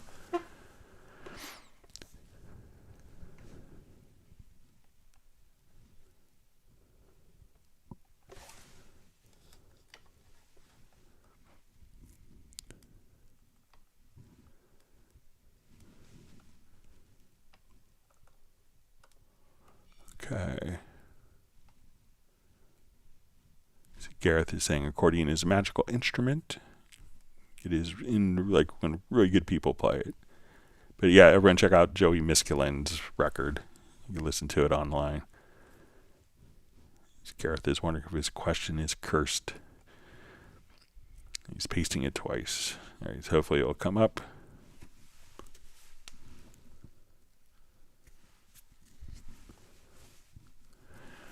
All right, so we see Secret Studios. Jay says, hi Greg, what happens to my licenses such as Absolute 4 on eLicenser once Steinberg killed eLicenser? I forgot the sale wasn't lasting until the end of the calendar month of September and missed the sale. So your Absolute 4 will still work. You won't be able to update to Absolute 6, which is utilizing the Steinberg licensing at a discount. So, consider, getting the update from Absolute 4 to Absolute 6. And at that point, you could be using it forward. So your Absolute 4 will still work, but you won't be able to kind of transition the eLicenser license to the Steinberg licensing after that. So you may have to repurchase it again. So check it out, and I think it's worth doing.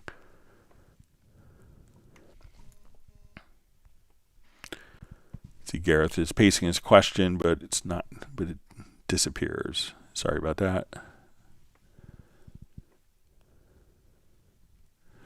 All right, so maybe this is it. Howling question, can you show the ways to create a vibrato parameters to a custom synth? Okay, so let's take a look. We could do this.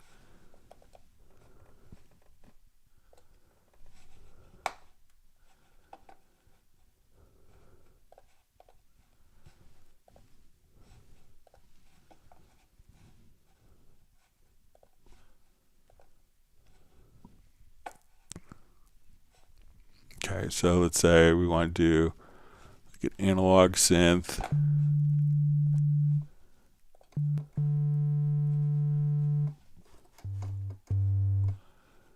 All right, and we'll just switch out some of the oscillators here.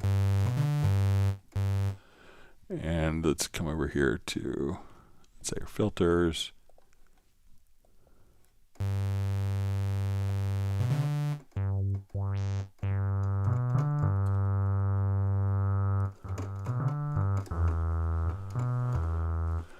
And let's come over to kind of our LFO section.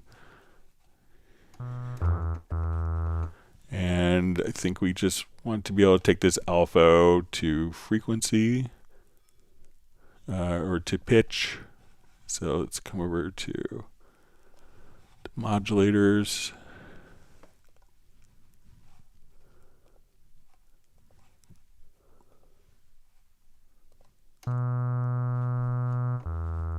All right, so we set up kind of our modulation. So alpha 1 will do pitch. So let's say.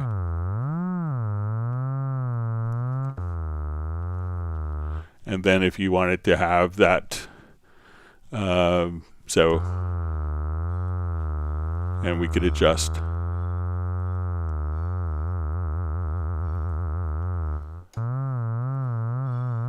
Going to change the shape.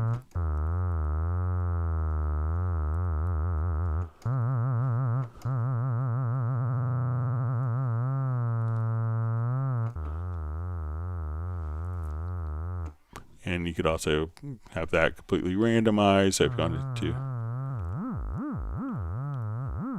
So once again, kind of come over here, say you want alpha 1 to do pitch. And then if you wanted to, switch this to, different functions, I want my modulation wheel to do it.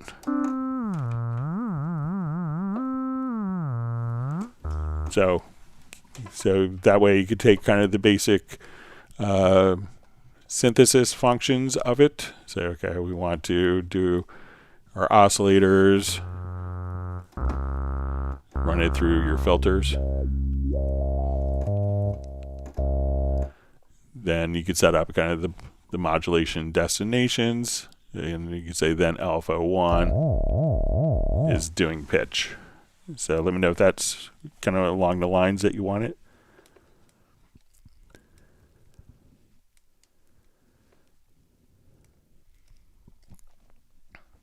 Glad that your question finally made it.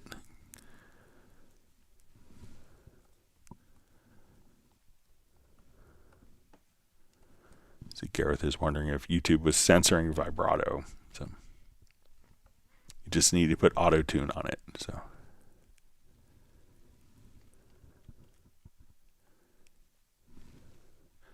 All right, so we see Millard Brown, who's watching from a smart TV where it's difficult to enter comments. Glad you can make it, Millard from Pennsylvania. So wonderful to see Grant Nicholas on from Baltimore. Hope you're doing well, buddy.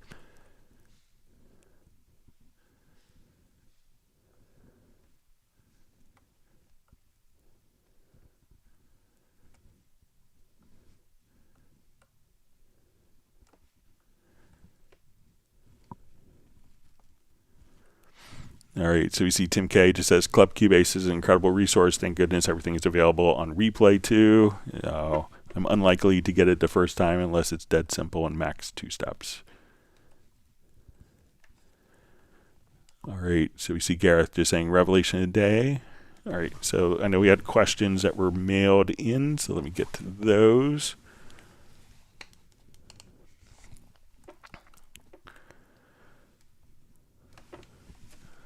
All right, let me open up project.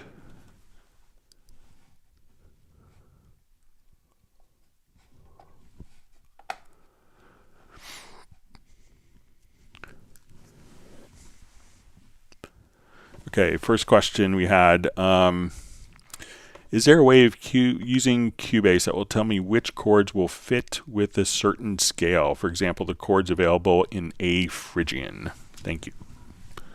All right, so one of the things we could utilize is kind of the scale assistant. So like if we want to have like a MIDI event with all of the notes visible, we could do that. But we could also, when we're in a MIDI editor, we could choose to have what we call show pitches from the scale assistant. So when we see our scale assistant, we could set it right over here. So we could say, okay, I want this to be A Phrygian. Hang on one second, my son needs something. Bear with me just for a second.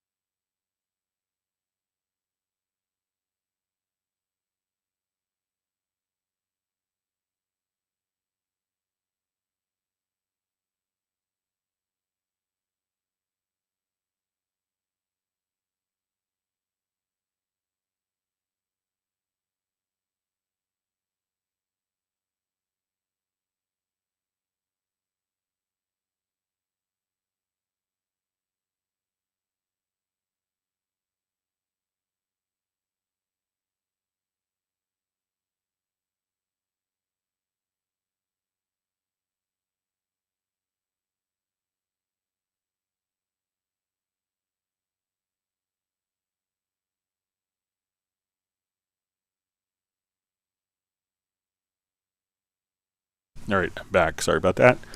All right, so now we can set our key in the scale assistant. So we say, okay, I want to know only the notes that are in A Phrygian, A Lydian. And we click on this icon so I can see all of the notes, and then we could show pitches from the scale assistant only. So now I could see that every note that I enter in here would automatically fit within chords of A Phrygian. So this way, whatever notes are available here, I can't put in a wrong note within A Phrygian. So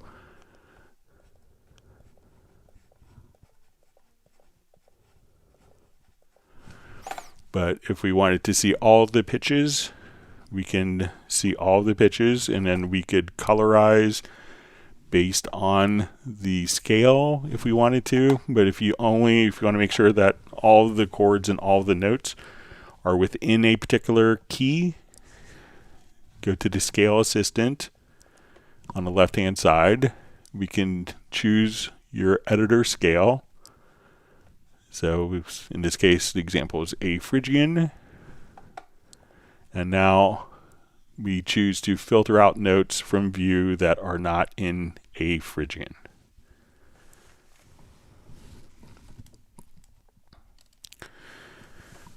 All right, so we had a question. Dear Greg, I use Spectral Layers 11 on 2 different PCs. I created a tool preset in Spectral Layers on the first PC and saved it. For transferring this preset to my second PC, I would like to copy and add it to my Spectral Layers on the second PC. However, I cannot find where the tool preset is stored on the first PC. I would wait to find it in the location the preset path, which is indicated in the preferences of Spectral Layers, but is not in the folder. So where is it stored? I also tried to search for the preset name on the PC via the Explorer, and it was not found. Can you tell me exactly where I have to look? So for those that haven't run into this or know about this, we could say, let's go to an audio track and we'll load this up as Spectral Layers. And we could have different tools.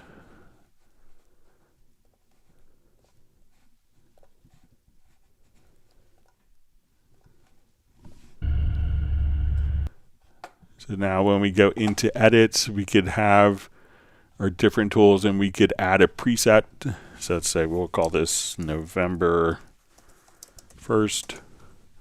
And then we could have different tool presets, and I tried to look for this as well, and I did the same thing you did. There is, if we go into Spectral Layers, that there are preferences where we could see the path for presets, but when I go there, the preset isn't there. I searched on my Mac and my PC, and I didn't see the preset indicated on there as well. I had emailed the developer, and I'll just check to see. So I wasn't able to find it myself, but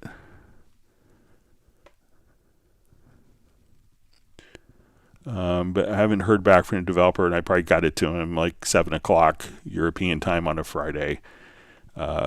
So it's probably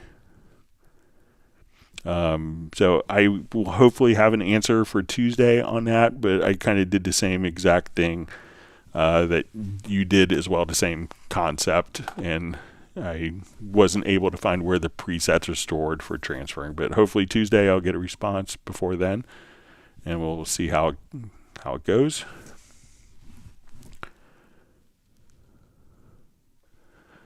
All right, so we have a question. Can you show us some tips and tricks about how expression maps work and how to use them? Okay, so let's take a look. Let's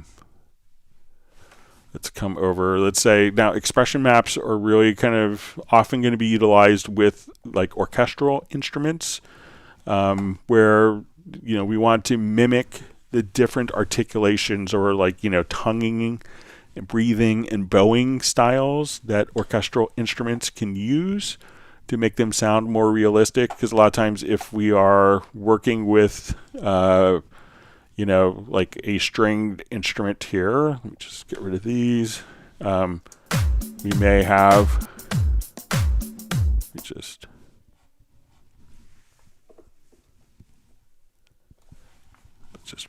revert this project here quickly. And we want to kind of be able to mimic like when they do long bowings, short bowings for particular projects.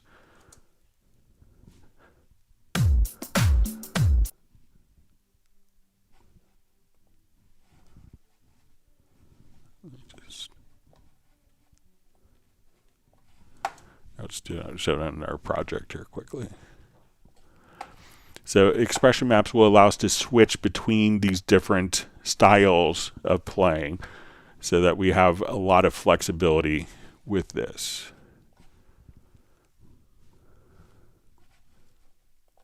All right, take it off record. Sorry about that.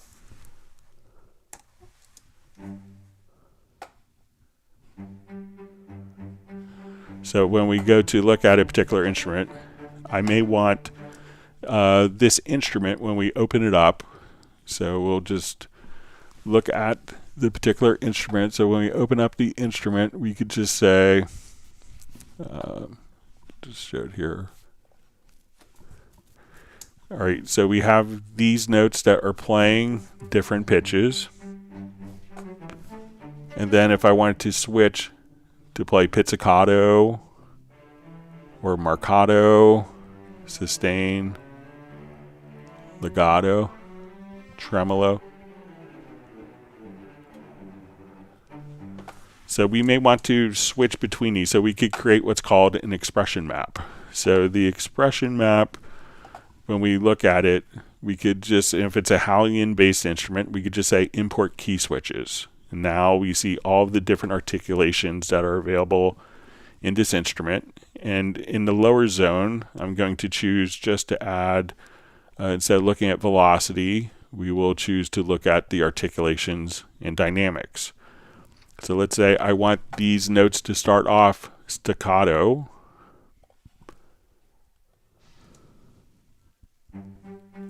And I want these notes here to switch to pizzicato.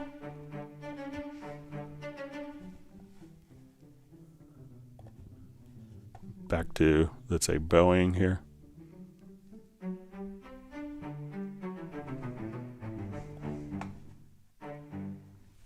And I want this to be marcato.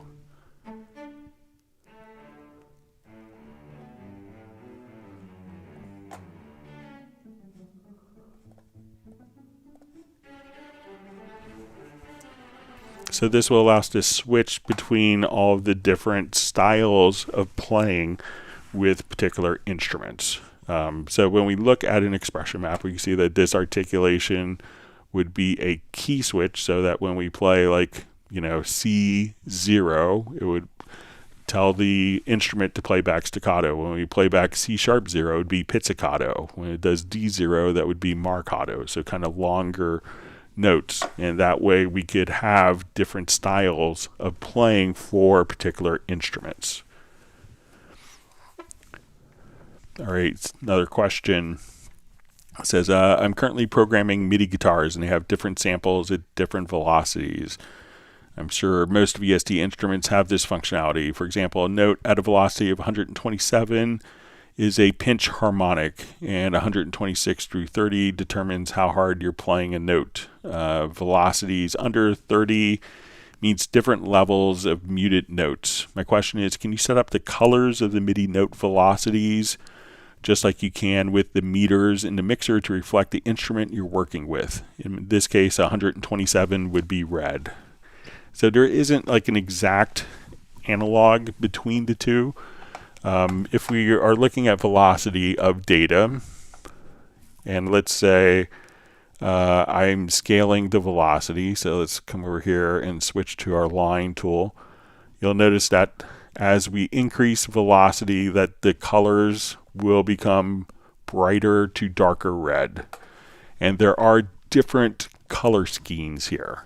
So we could say, whether we want to colorize by pitch, by channel. So if we have multiple MIDI channels, we have grid match, we have also sound slot. So if we were doing an instrument, it might make sense for a guitar instrument to just create a MIDI expression map. So let's get to our expression map setup, and we'll just do a brand new one. So we'll click here and say new. Okay, and let's say we want slot 1. We'll give this a name. So we want a MIDI remote of C0. So when we do C0, we want this to be, let's look at the text. So we'll say pinched harmonic.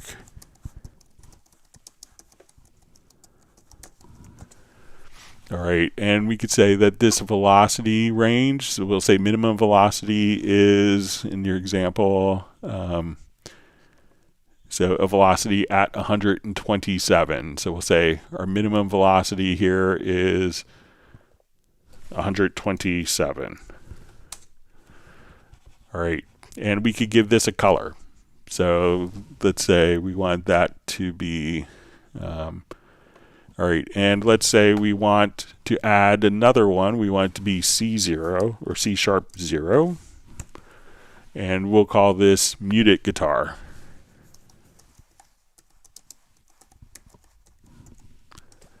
And we want our minimum velocity to be 30.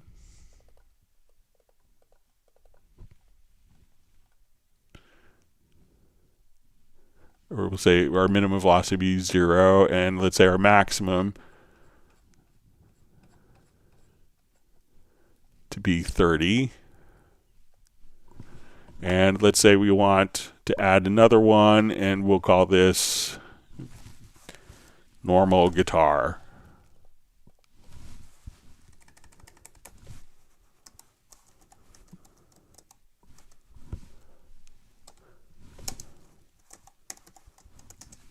Okay, and we want this to be a minimum velocity of 31. And we'll say 120, let's just say, to 126. Okay, now each of these I could assign to different colors. So say, okay, normal guitar, I want it to be nice and green. The pinched harmonic, I want it to be red. The muted, I want it to be kind of a demure blue. So as we would come over here and have our different velocity values, we could choose to colorize by the sound slot. So at this point, we could see the different velocity ranges, and now we could come over to the articulations. So let's say, okay, here I want to do my guitar, and we go to the articulations, that we could have this automatically kind of switch between different articulations. But, you know, there isn't, that would be a way to show the colors based on the different velocity ranges. It may not be the easiest way to do it, but if you wanted to, try doing it via an expression map. So go to your expression map setup, and then for each of these you could set your different colors for your different velocity ranges that's configured here. So give that a try and see if that would work.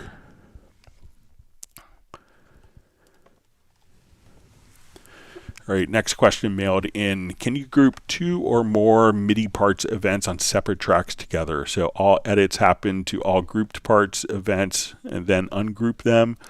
Does this work the same way as with audio, Control G, Control U? All right, so when we have our different events here, let me just...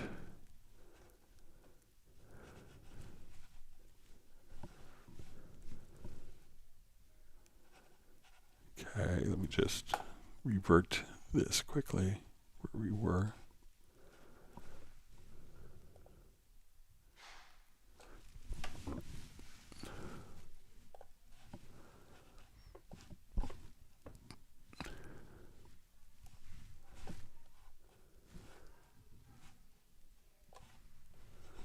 Okay, so let's say we have our MIDI event here, and we see that in general that the MIDI event is increasing, going up in pitch, and we wanted to make a copy of this particular event. Now, when we group events for editing, let me clear my throat, excuse me. When we group notes for editing, so if I come here and I make a copy of a particular note and we group them together, so this is Command or Control plus the letter G, I don't think that the grouping applies to the contents within the event. No, yes it does. So we could just choose to group. So now that they are grouped, I could move these events together. I move one, they're automatically grouped, and if I want to ungroup them, I could just hit Control or Command plus the letter U, and now these would function independently. So as I move one, we could see that, let me just make sure I have it ungrouped, that those would function independently. Now, another method of doing this is also just to do like a shared copy. So let's say if I hold this down and with my Alt or Option plus the Shift key, I can move this down, and we see that this is a shared copy, and it's going to be kind of indicated by like an equal sign. So now whatever change I make in one particular event will be reflected in both events. We'll try to make this visually more obvious. So as I move one of the events here, that we could see the events both here go up and down because they're shared events. Now, audio is going to be handled a little bit differently. So we don't really have shared. We could copy events, but we don't have shared events of what we call events. But we can have shared events for parts. So when this is the next question about if we could do this for audio as well. So if I want to take all of these particular events and let's glue them together, or I could take a single event. So let's say I glue these two together. And I could also select an event, go to my audio menu, and we can say events to part. So now I can hold down my Shift key and drag out. And if I make a change in my part editor, so say I change the volume here, and do, let's say, a fade out, that these changes are made across all of the other events as well. So we can see our fade indicated here. So while we can't do that with events, we can do it with parts. So if you glue multiple parts together, or just simply take a particular part here. So I'm going to hold down my Shift key and go to the center edge, and now I can make shared copies of the parts so that when I double click in here and let's do a fade, or sorry if I grabbed the wrong handle, that this fade can automatically be applied to multiple events on our project window like so. So we say, okay, I want this to be softer. So this way I could do my edits on one and have all of those different audio edits applied. So it gives you a little more detailed than standard grouping. All right, next question. Can you set up a VST MIDI guitar so each string is on a different MIDI channel? This would be useful if you want to program a power chord, for example, and you want to control which strings are being played because it can have a big impact on the sound.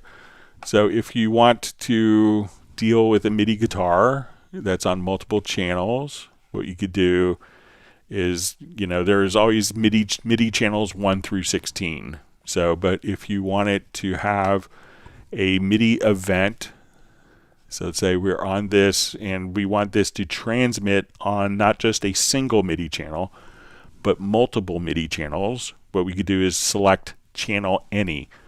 So now as I would draw notes in, let's say we draw in 6 notes here.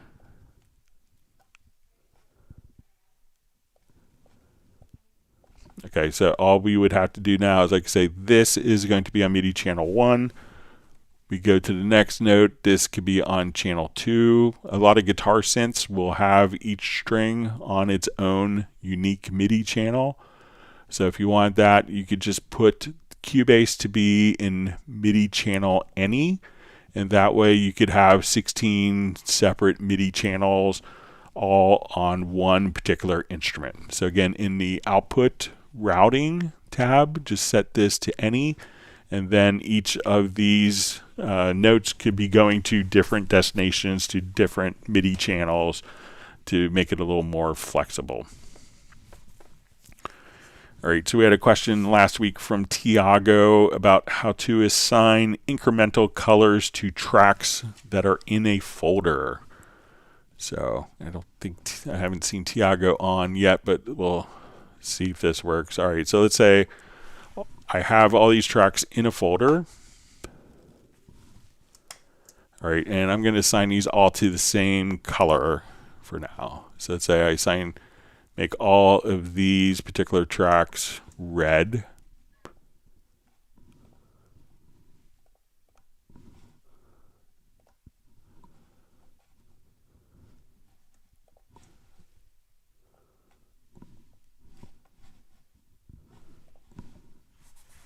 I'll just start.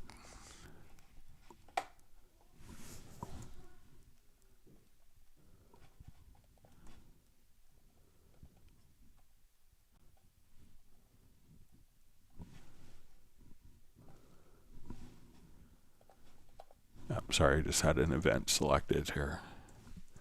All right. So these are selected. Let's make them red. So I want to take the tracks within a folder and make all of these not the same color, but for these to increment in color. All right, so a workaround that I found, and this isn't too hateful, one is to make sure we go to the preferences to editing, and we'll say track selection follows event selection. Okay, and if we have no data on the parts, what we want to do now is open up, I think it's a Project Logical Editor preset that I made. So we'll come over here to Project Logical Editor to set up. And we just search for the preset.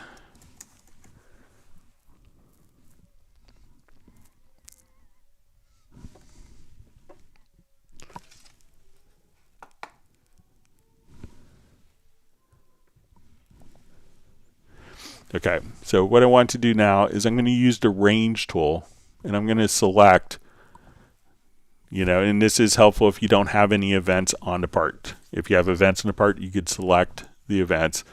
And what we're going to do is we're going to say nudge down. We're going to say our container type, we're going to set transform for the action. Container type is equal to track. And we're going to say the property is set to the track is selected. And then we're going to say set color increment. So ideally what we want to do is to select all these tracks and increment the colors based upon our color palette that we see here. So I'll just do this, and I'll click on apply multiple times, and now we can see that each of the tracks were automatically updated to our color scheme as indicated here. So once again, select just a range, an empty range on all the tracks that you want to work with. We want to transform. We're going to nudge down. This will select the events based upon that preference. We're going to say container type is equal to track. Property is set to is selected. And now just go right there, hit that multiple times, and that will automatically increment the colors of tracks within a particular folder. So hopefully Tiago will see that.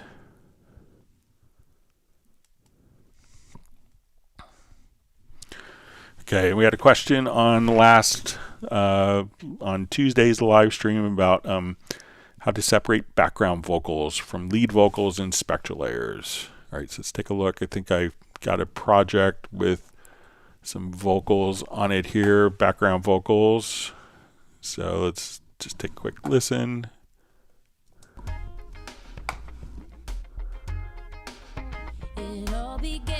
So I'm going to separate this. So I'm going to go to my extensions. Let's go to spectral layers. We will choose to unmix the song.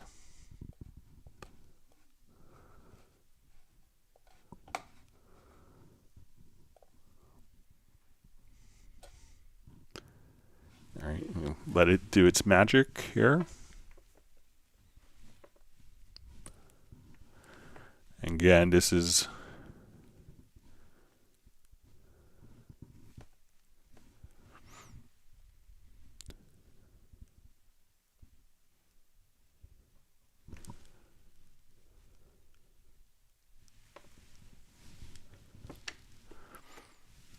right, so and this is basically going to take the entire song and split up the drums, the bass, guitars, keyboards, and vocals. And then we're going to do a second pass once the vocals have been unmixed. And then there's a function for unmixed voices where it will often do a great job of unmixing the lead vocals from background vocals. Let me clear my throat.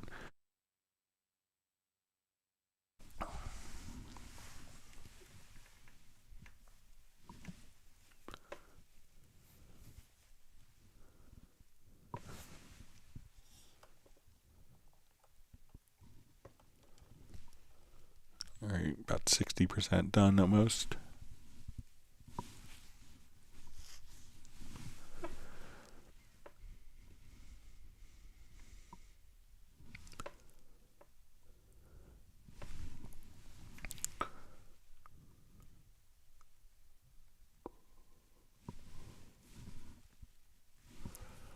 All right, about 75% done.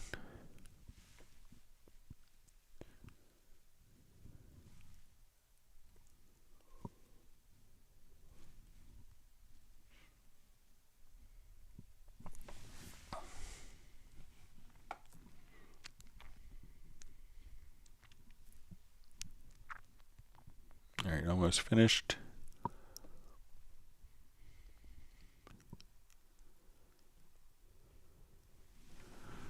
All right, so just about there. All right, so as we play this now, we'll see that our vocals will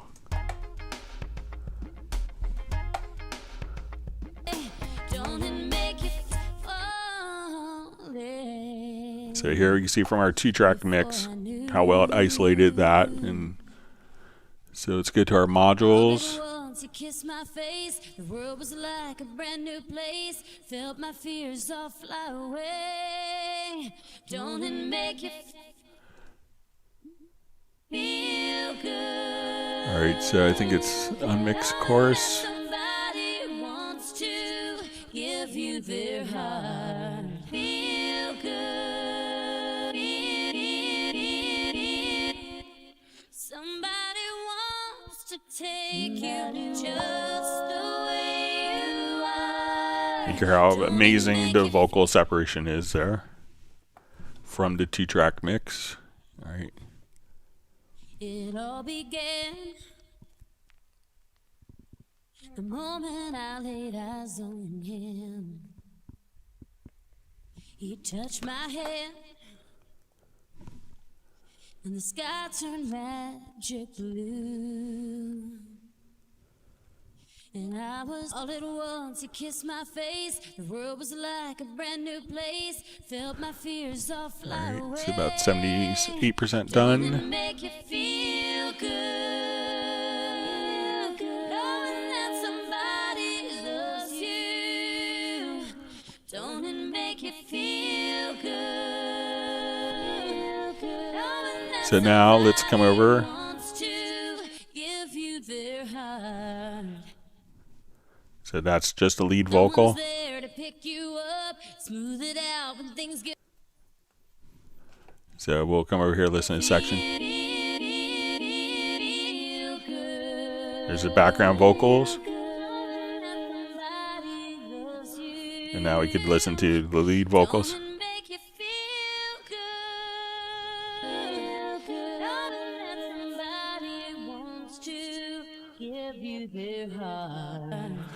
So that way you can hear how great just the separation of background vocals from the lead vocal is. So kind of another scary voodoo-esque functionality of spectral layers. It's pretty amazing and kind of logic, you know, so incredibly, like, how do they do that type of stuff? So just pretty amazing to have that functionality. All right. Let's see, other questions I think we answered during the live stream. All right, let's jump back to live questions. All right.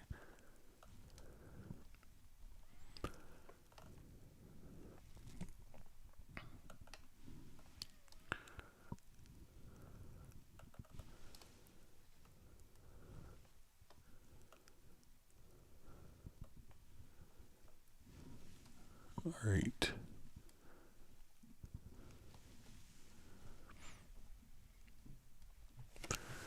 All right, so we see Roland stuff. Just says, hi, Greg, hope you knew as well. He's just checking in from his cell phone in Sussex, England. We'll join later on the studio PC. That's great. All right, and we have JVI on. Great to see you. Thanks for joining us. He's learning new tricks and smashing the like button. Sable Winter says he knows that Agent K is lurking, ready to swat the trolls, but we haven't had them in a while. So yeah, we've had such a well-behaved group. You know, we have great moderators that they don't bother, but I probably just jinxed it.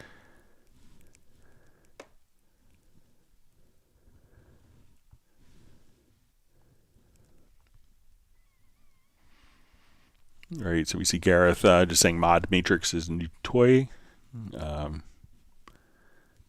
I probably went extreme on it and I overused the vibrato, but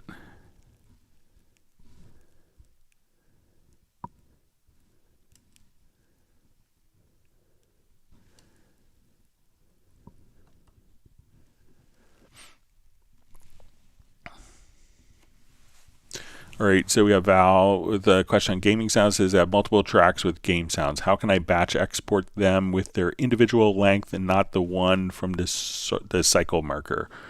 Thanks, Greg. New to the gaming sound. All right, so let's come over and I will come over. We'll just, I guess probably just do it in here. Let's just add an audio track.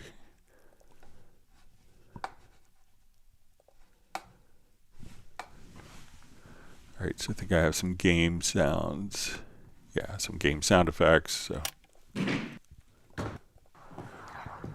Okay, so let's say I want all these sounds on this track.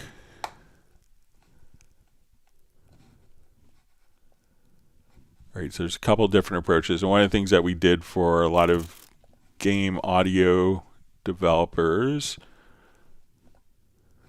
All right, so we have many different tracks. I'm going to just separate these because a lot of times what's interesting with game audio development is it's completely non-linear. Music will be very linear. You know, we have a start to a song, first chorus, we have a bridge, we have a verse, the bridge, the chorus may repeat, you may have an ending.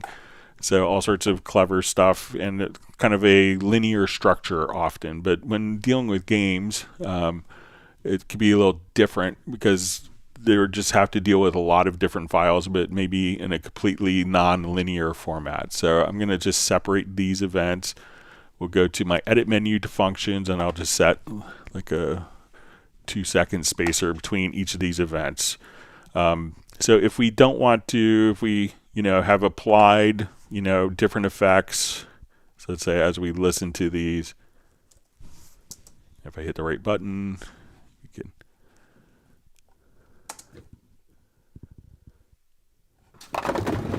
So we have our sound effects here.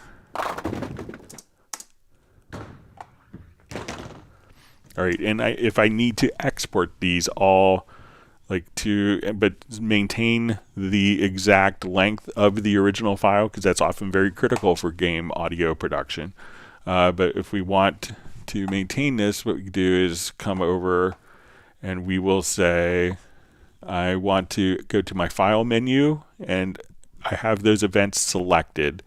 And if you want to select, if you have 1,000 files on one track, you could just hold down the shift key and double click, and that will select all the events from that point onward on that track.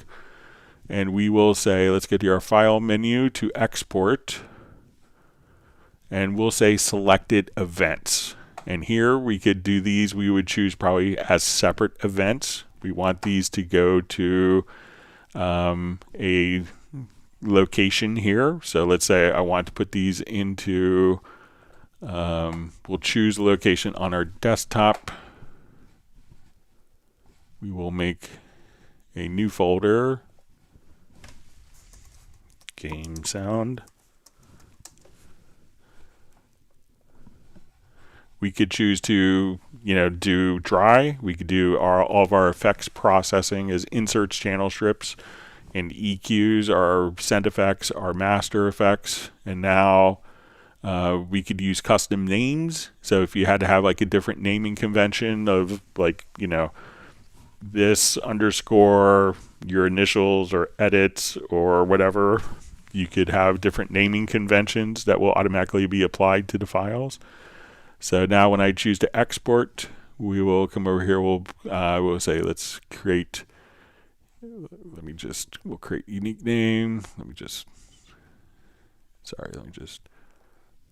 So now each of the files will be exported to that particular folder. And I think I may have made a mistake, and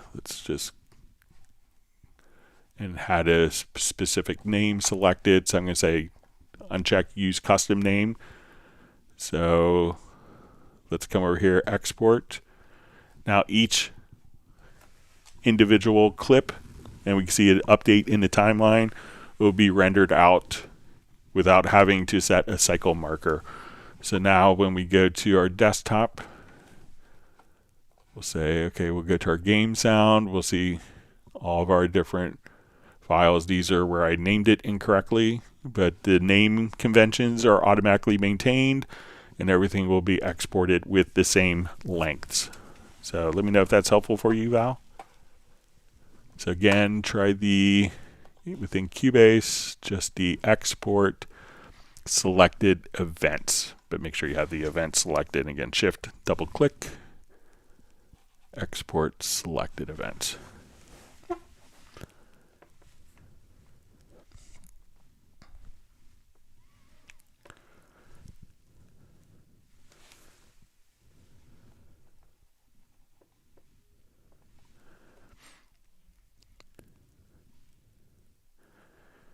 Yeah, so you see Jazz Dude says in Windows the preset should be here. So I don't think it in Jazz Dude kind of lists it within the spectral layers within the kind of the user application user settings. So I don't think that they show up there either. So I took a look in there and didn't see the preset made. So hopefully I'll get a response from the developer.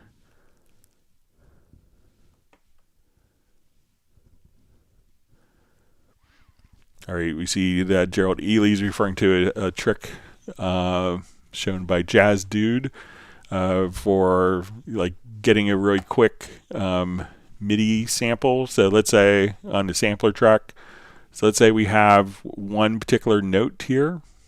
So let's say I want to do like a sample, and we're gonna have like a cello note, and I just want to draw in a cello note of C3. So I'll just say, okay, C3, we're going to just draw in a note.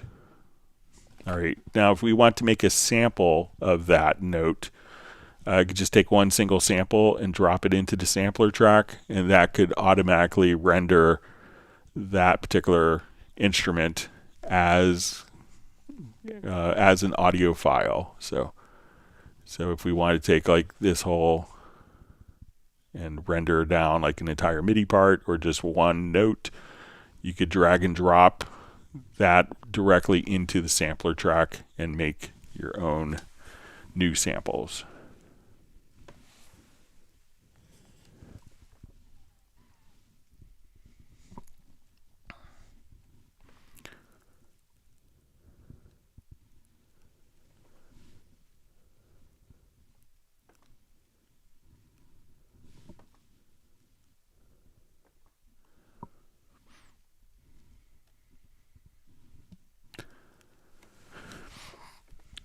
All right, Jazz Dude says I should mention, all right, so we have Forward Thinking checking in from Wales. Thanks for joining us.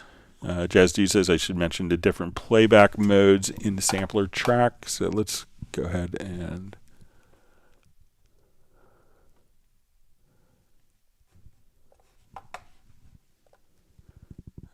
so this is one of the things that was added in 13 was some of the spectral algorithms for time stretching.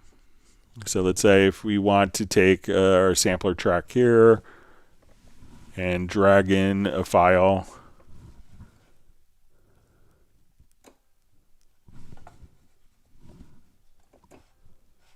So let me just change the start position. All right, so. Did you say? All right, so now we're just kind of playing back, so I'm just triggering. And if we want to kind of switch the quality, so when we start doing audio warp, what's kind of really cool about this is now we could just come over here. So we have standard quality. So when we, so we want to go.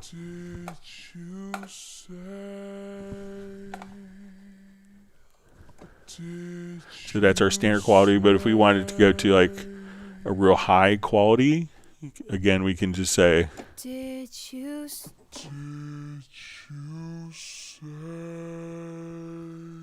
So you don't really hear even like.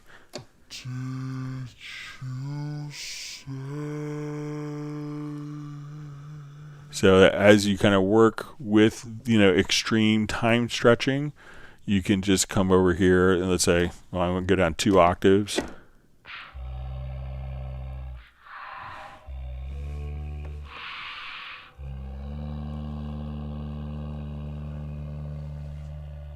So even like really high levels of time stretching that you could just do directly in the sampler track, and that's kind of taking the same algorithms that are utilized in Hallian 7 for a lot of the different audio warping technologies. So we can now come over here if we wanted these to be synchronized. Did you say?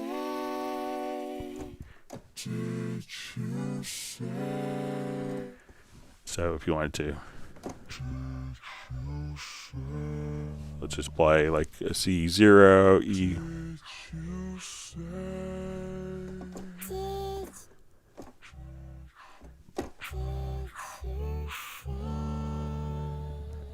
It's a real extreme pitch shifting and time stretching with like incredible audio quality. All right, we see Jay from Secret Studios has got 1 gallon of strawberry ice cream from Michael Teams. It's very generous of Michael.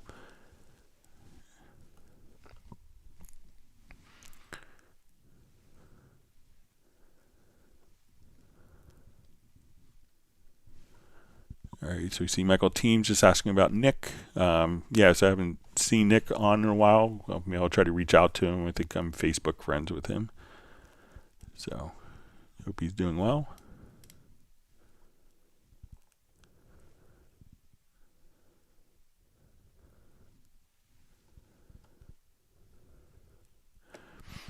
All right, so we see from FlyV who asks, what's the best 4 CCs to set? So it really depends on, probably the most common CCs would be modulation, volume. Some people would use panning if you do a lot of panning for MIDI stuff, and maybe expression depending on your instrument. But depending on the instrument, like, if you wanted to have the dynamics of an instrument, the panning, it may be triggered by modulation or MIDI CC 11 expression.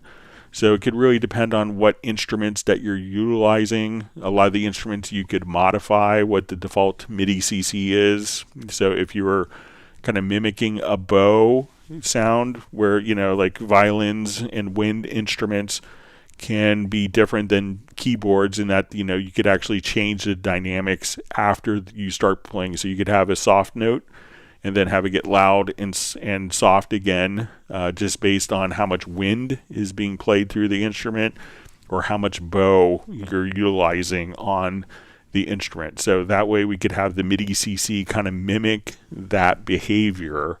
So, depending on what the instruments respond to, but I would say if you had to have the most, if you had to have 4, it would be modulation, expression, and volume would be the 3, and maybe another one just as something that could be utilized for different instruments.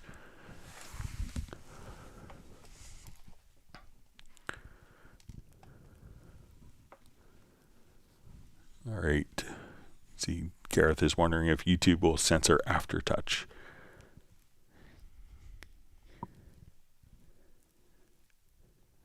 Everyone apparently wants a MIDI party.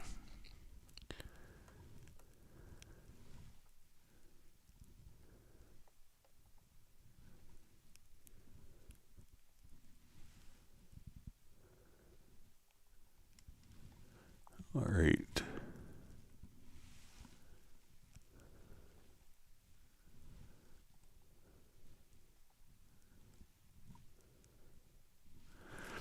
All right, so you see Tireman Guitars says, any thoughts on the new M4 Mac Mini? So I saw that it was released yesterday. I haven't watched any like performance videos on it.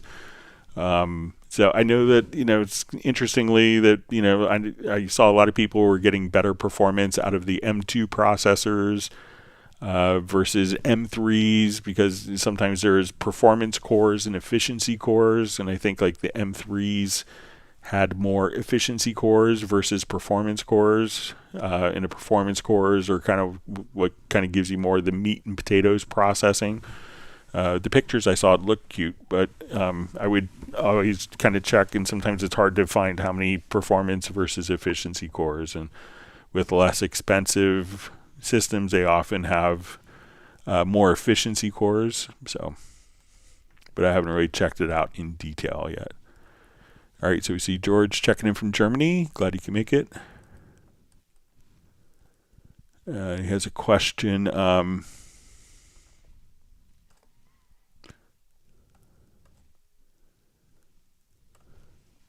right, let me just scroll back up. Okay, so George says he has a question about regarding importing IR files into Reference. Says the manual says, if your true stereo impulse responses are only available as separate mono files, you can use the export audio mixdown function to create reference compliant interleave files. Could you demonstrate that process? Okay. So, Reference is going to utilize true stereo files. A lot of times you may have different files. Let's do a new project here.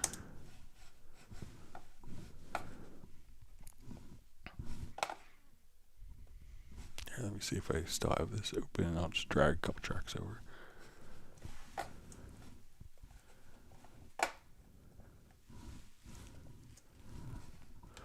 So imagine this was our IR impulse here, and instead of it being a stereo file,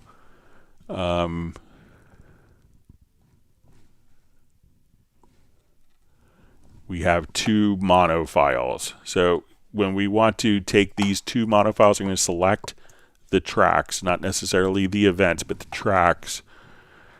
And we go to our project menu and we would say convert tracks. So we'll see convert tracks and we'll say mono to multi-channel. So this would take our two mono files, create a multi-channel. We keep the source. And now when we come over here, okay, let me just put it out of musical mode. So again, project, convert tracks, mono to multi-channel. I'll do it one more time. Sorry, operator error on my part.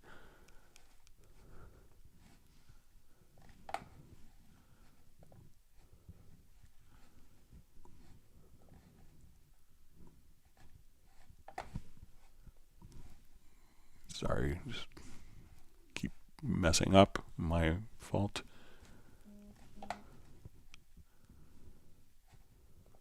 Oh, let me unselect the events here. Sorry. Okay. So project convert tracks.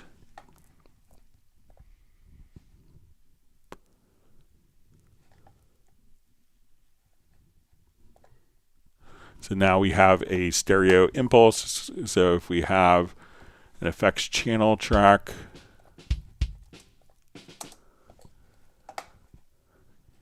so we'll add an effects channel track.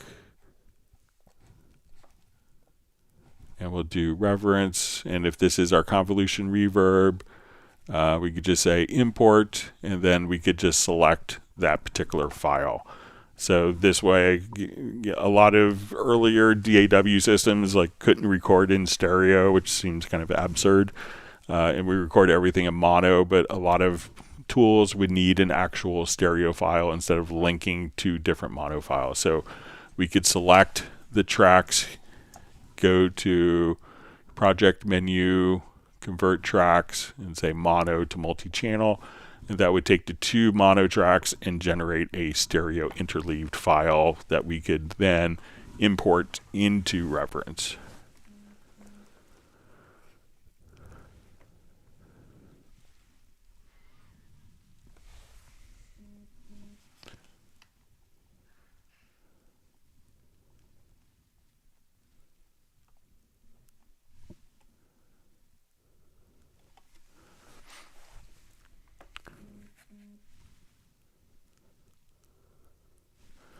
All right, so Michael B asks, is it possible to have it set a drum MIDI loop and use it like that, events to part audio, so I can edit my MIDI part and every other is changed?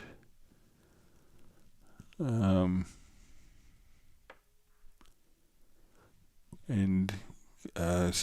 let's see, so you're going to have a drum MIDI loop. Let me just go to get one here quickly.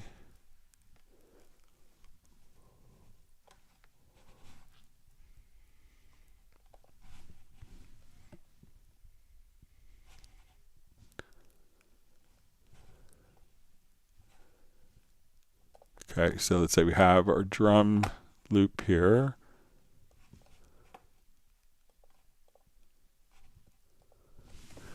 Okay, so it's possible to have a drum MIDI loop and use it like that event to part audio, so I can edit my MIDI part and every other is changed. So I guess maybe this is with, so if we want to, let's say, separate the pitches, so when we listen to this, we'll say, I think this might be tying into the grouping of the events. So let's say if I split this, it will go to our MIDI and we'll choose dissolve part. So it's separate the pitches. All right. So now when we come over, we could group. So I'm going to hit Command or Control plus the letter G. And now that these are grouped, they will always be kind of linked together. So let me know if that's what you're wanting to do, Michael.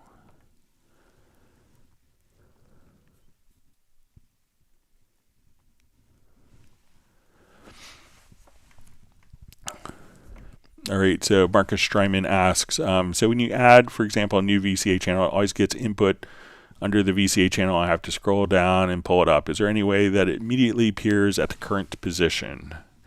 All right, so let's say I have these 3 tracks selected and I want to add a VCA track to the selected channels. All right, now you have a little option. And we see, let me just.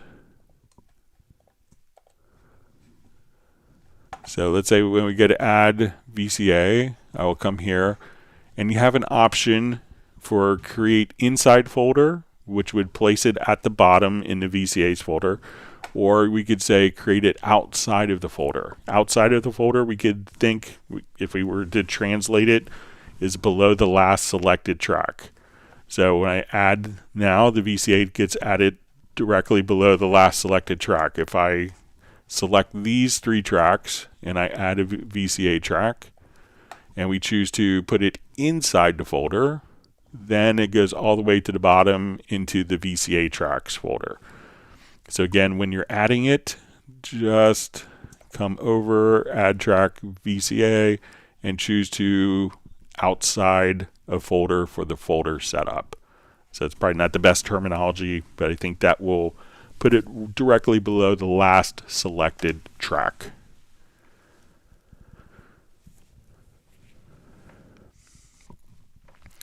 So you see Jazzu just says this spectral layers AI makes us audio engineers speechless. That is a very dangerous future for our jobs. So yeah, it's very interesting, but there's so many, I always, people, I have people accuse me, he's like, oh, Cubase allows you to cheat in making music. And I'm like, and I always tell people it's just a tool, and it's kind of how you utilize the tool. So, if you an analogy I make all the time is, you have a hammer, you can build a beautiful room, build a beautiful studio, with a hammer and other tools, or you can put a big hole in a wall. So it's really just a tool, and how people utilize the tool, I think, is the important thing.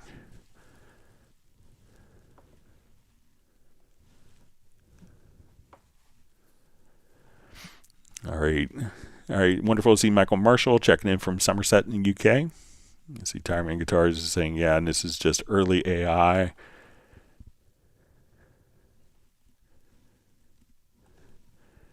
Jazz Dude just says, imagine the big labels just take their old records and will make remixes done by the secretary in the office between writing 2 letters. So probably the writing the 2 letters is already done by AI. So, we'll give a good career path to the secretary so she could be a remix artist, get royalties.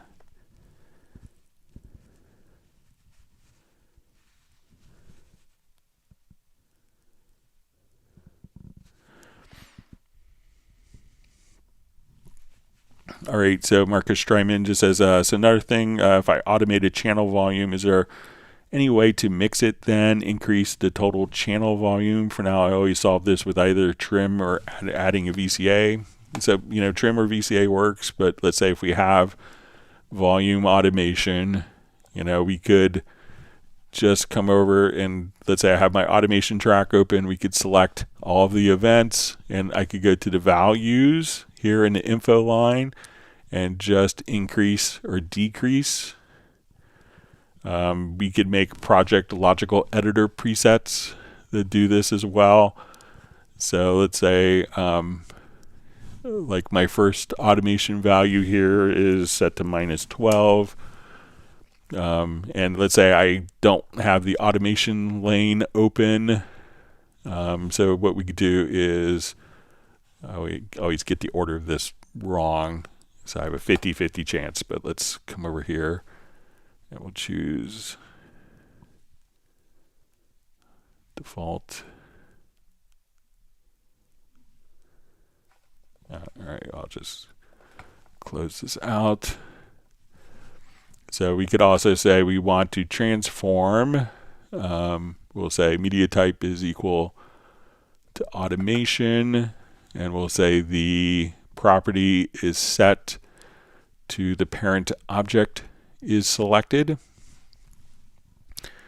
And what we want to do then is say trim, and we'll say increment by 1 dB. So now I have this track selected. We'll run that, and we can see that the fader is going up. So we'll go to audio 3. So even with it closed, we could choose to increment or decrement and have that triggered by keyboard shortcuts even without the automation lane open. And we could choose to just do automation that is labeled, that has the name volume. So if I have, let's say, ascend automation, so let's say we have send levels. So now when I do this on a selected track, both of those would increase. But if I say, let's come over and say the name contains volume,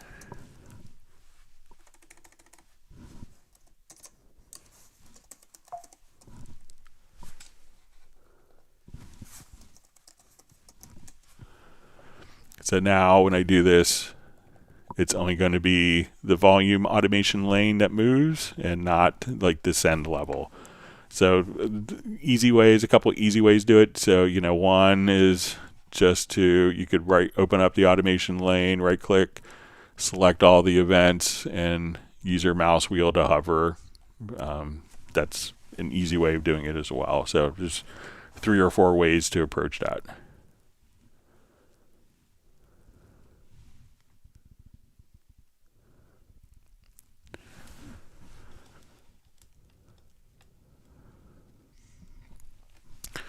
All right, so we see from Tiring Guitars. Is there a way to get dual mono in Cubase? I use Logic, and it's a feature I like. For example, you have two reverbs the same, but different settings on left and right channels. So, you could approach it a couple of different ways. So if you want to do it as an insert, we could come over. So let's say we have an insert here. So we could do like kind of two delay. So let's say we have two reverbs. Okay, so I want to add a revelation and a revelation. All right. So it may not be the same thing, but I think we can get there in the same way. So let's go to our channel settings. We'll go to our inserts and we'll see our routing. We could make both of these, instead of being stereo, we could make them mono. And now we could just double click and say, okay, this is the left channel insert. And let's go down to, so we can say, okay, where we see the little connections. And then if we want this to be the right channel, so we could have different inserts. And if we wanted to do it for the sends, we could just, as we go to our send levels here, all you'd have to do is come over and say, okay, let's right click here.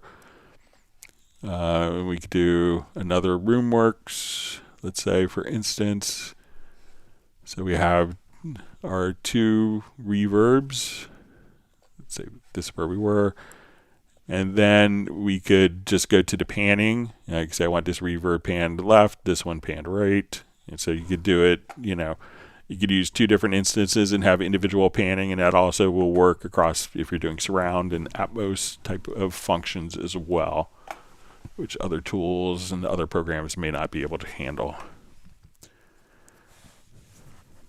All right, we see Gerald Ely is going to be taken off. Thanks for joining us. Hope you have a wonderful weekend, and we'll see you on Tuesday.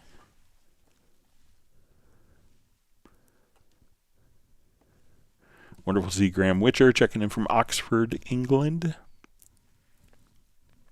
I still like saying Royal Wootton Bassett. That's just a great town name. So.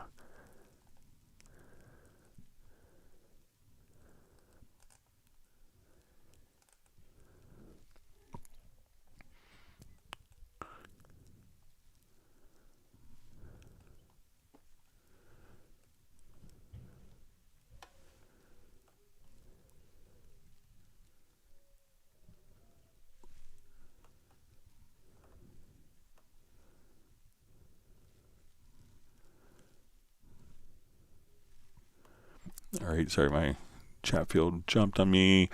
Okay, so we see Jazzy Lamel asks, is the sampler track the same as the chord track? Can you please explain? So the sampler track is actually going to play back different instruments. So when we want to come over here, we go to our sampler track. So I have an audio file. I want to play it from my MIDI keyboard.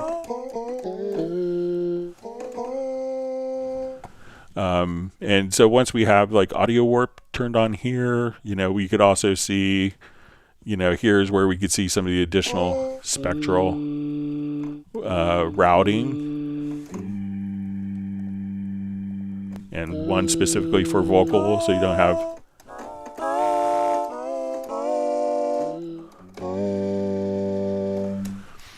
so this would allow us to play back a particular audio file from a MIDI keyboard. So we want to be creative and go, we can pretend we're in 1988 again, 1988 all over.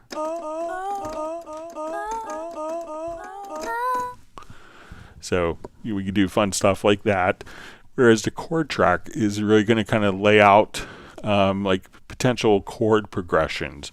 So when we look at the chord track, we can say these are the chords that are in our song. And then we could have MIDI information. We could have harmonies that are generated based upon the chords in the chord track. We can do editing based upon the chords, and we could see which notes belong in the chords, which notes do not, by color, and lots of different things. But we could use this as kind of like a foundation. We could utilize it for notation purposes. So if I come over here and say, okay, I just want to see what's going on in this particular event, and I need to give a lead sheet for a bass player, I could just come right over here to my advanced layout and say, okay, let's show the chord track. And we could now have a lead sheet automatically generated based upon the chords. So the sampler will play back sounds like digital audio files from a MIDI keyboard, and you could do sound design and come up with really creative things.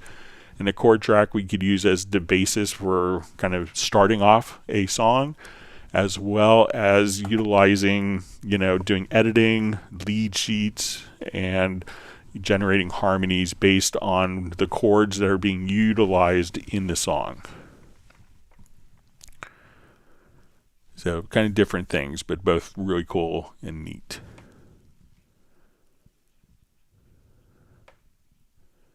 See, Tireman Guitar says he could hear fireworks here outside. So, yeah, my neighbor found some of his fireworks from 4th of July and just lighting them off with a bunch of kids, like 2-year-old kids in the street trick-or-treating last night. So we had some fireworks. Kind of scared our cat too. All right, so we see Pablo is doing dinner. Hope you're able to make it back.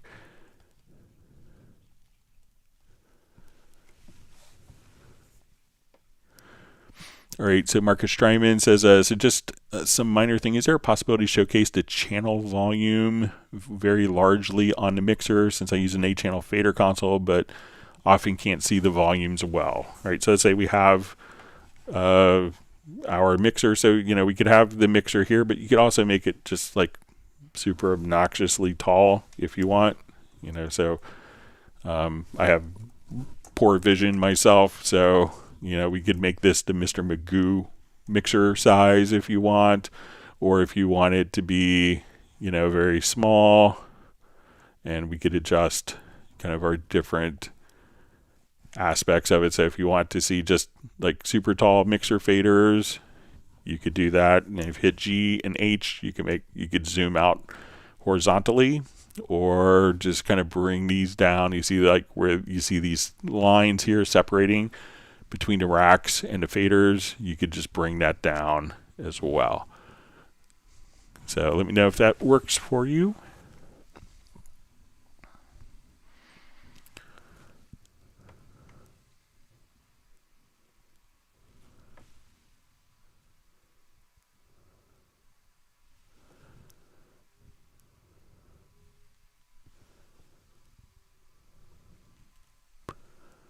Okay. Okay, Michael B asks, how can I have something similar and in style of Scratch DJ effects in Cubase? All right, so we'll just find a project that's completely inappropriate for, let's see, get this one.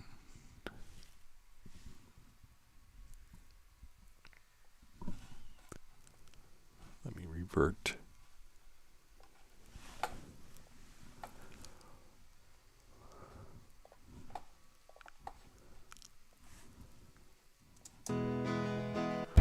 So let's say I have this project going on, and there's a plugin called Loop Mash FX.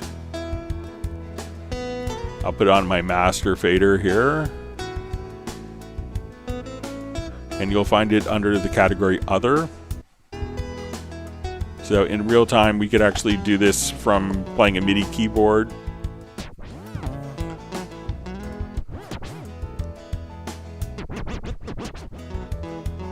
Or if you want to do chops.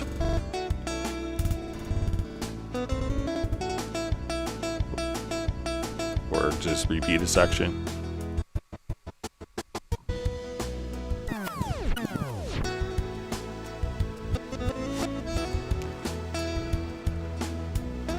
So you could do this now if you want to create a MIDI track. We could add a MIDI track, and we're going to set its output to our, let's see, under plugins. Let's see.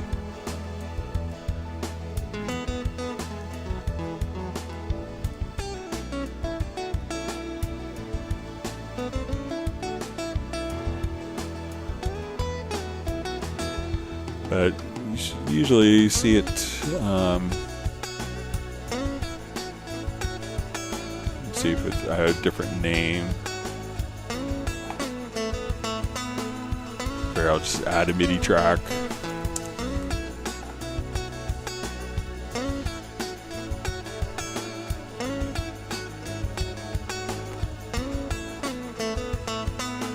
And then you'll be able to kind of actually just trigger the particular different elements. You can notice that this will look like MIDI notes.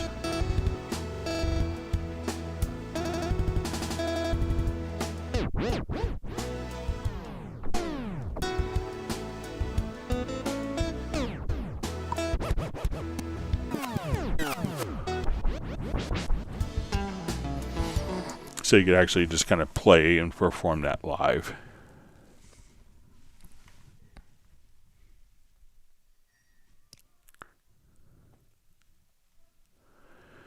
All right, Eric Fox asks, hello Greg, is there a macro to make one click convert audio region to MIDI? Is there a way to do that? So I don't think it's probably going to be 2 clicks, but like if I wanted to take like this lead line, let's say,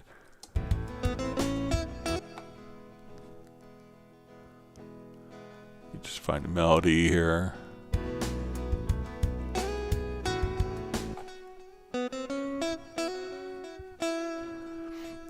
So if I want to take like, you know, this particular clip here, we could go into Vary Audio. You know, we need to do a detection, and then we could just say from functions extract MIDI.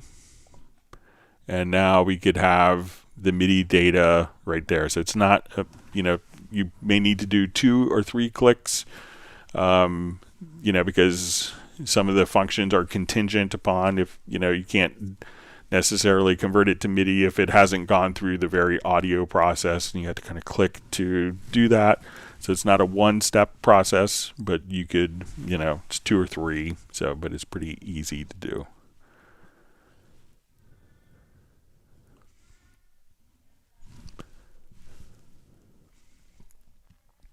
All right, wonderful to see Mark Rabin is back from the dog park with Stella.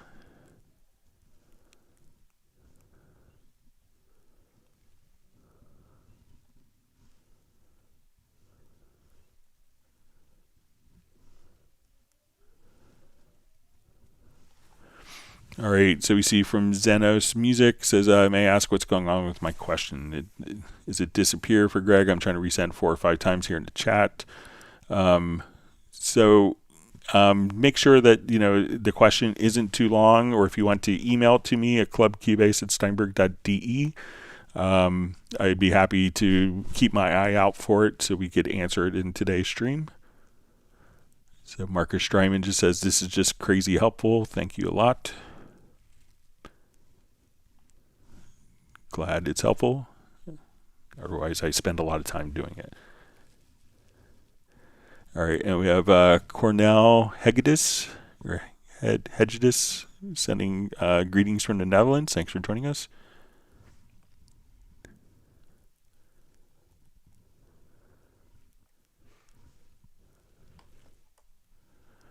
Yeah, and sometimes when asking questions, if you could just, you might have to be split because there is a character limit with the questions.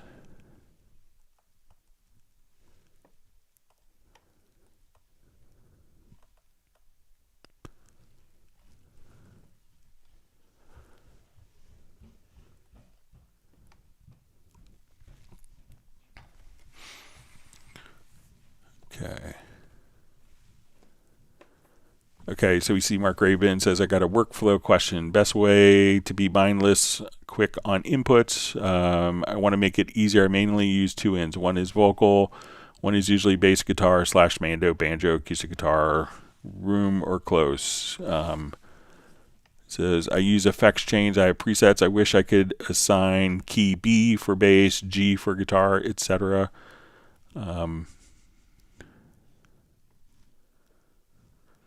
So let's see if there's a way we could do this. So we have different effects chains. So when you switch inputs,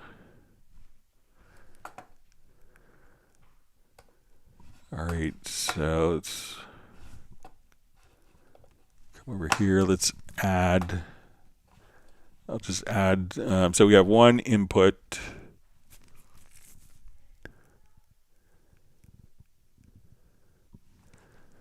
So I wonder if we could,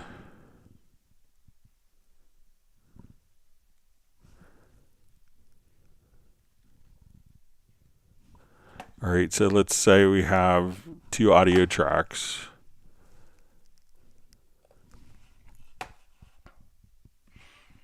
Okay, and let's say we have 2 audio inputs, let's say we want to, let's add some other audio tracks. So let's say electric guitar. So we'll say acoustic guitar.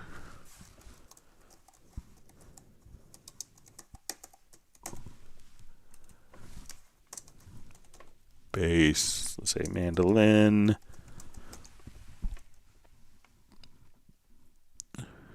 Okay, so and we'll say banjo. Okay, so let's say we want to perhaps navigate to, so let's say these are all using, let's say, input 2. So I think what you could do, so if you have this kind of set up, which may make sense so that when you record it actually has bass instead of audio 0, 1. Let's come over and say, let's go to our project logical editor. We'll go to our setup. So let's say we want to select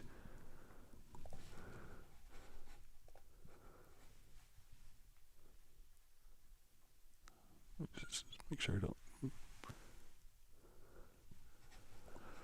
Okay, so we want to select media type or container type is, or name. We'll just say name contains bass. All right, so now I could come over here and I just say this, and now that, but we could also just say, okay, I want to transform, and we'll say I want to do a track operation, and we'll say record on this particular track. Okay, so we'll call this a preset. We'll save changes as a preset.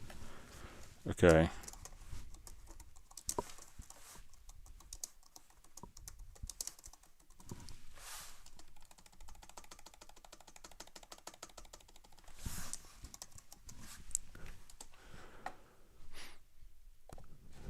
Okay, and let's come over here, and I want to just change name. Name contains banjo.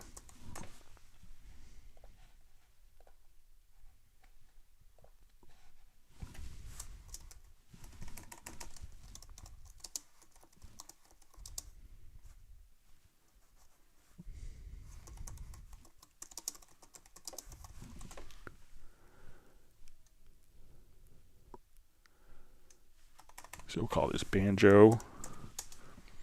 All right, so let me go to my MIDI remote here. Just connect this up. All right, so we'll come over here. I'll just do my untitled page. So if I have this kind of starting off, I can go to this. We'll go to my browser. I'll say,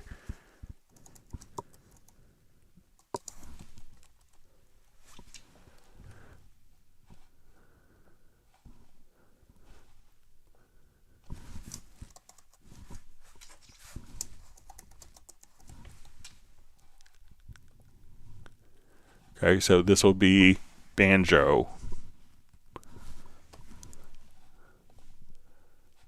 All right, and this key will be bass.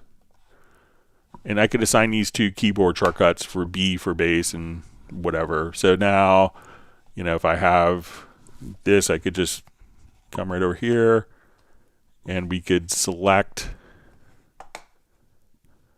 we could choose to select the channel and then, or here we can take even a different approach. So let's select the channel. This will probably be even better. So we're going to choose select channel, and then here record.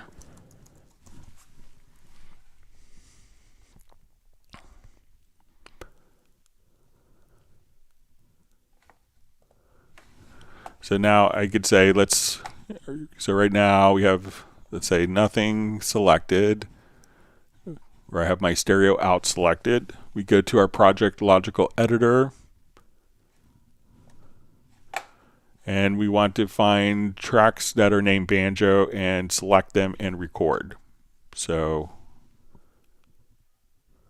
let me just switch this function to record enable.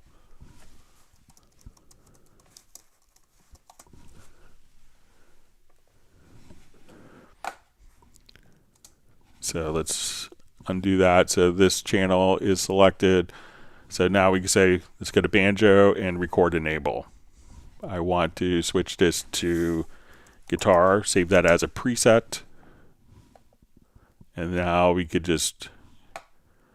and if we wanted to, we could choose to clear out all other record enabled folders. So you could utilize the logical editor preset for doing stuff like that as well.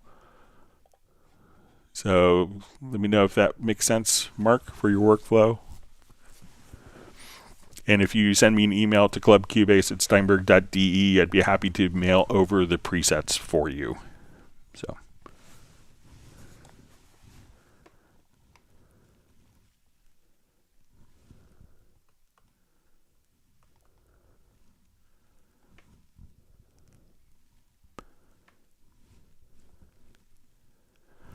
All right, so you see Graham Witcher still gives back to Royal Wooten Bassett.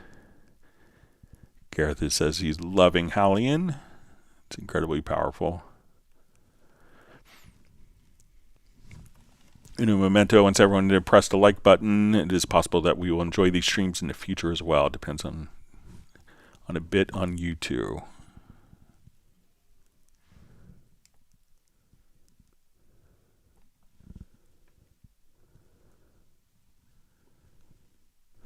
All right, so we see Val says, thanks, Greg. I exported it with the event export and gave the name attributes to track name. Worked great. Thanks again. So, yeah, thanks to all the people at Steinberg made a cool feature.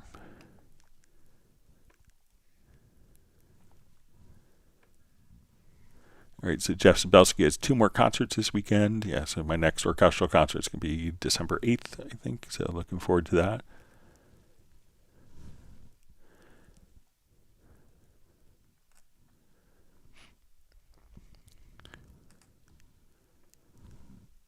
All right, so you see Sable Winter says she's not ready for Cubase 14, but I don't want to fall behind. I've fallen behind on Wavelab. So, well, luckily Cubase 14 isn't released, so you haven't fallen behind. So.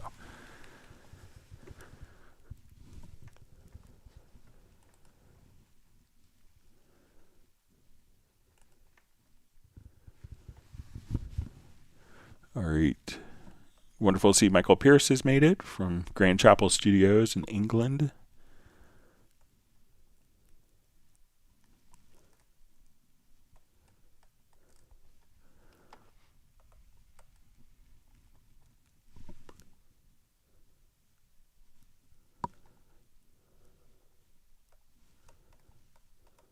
All right, sorry, my chat field jumped. Let me scroll back, find my spot.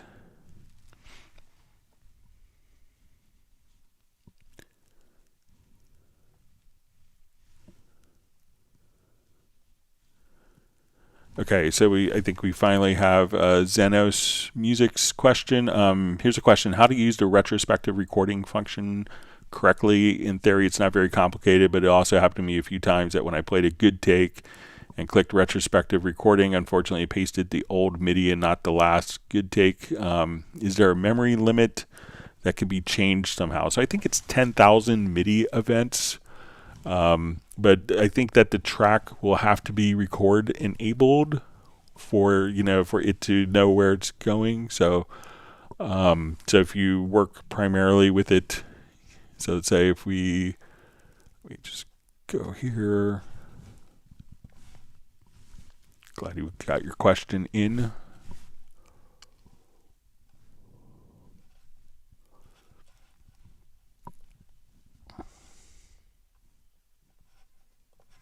Okay, so let's say I have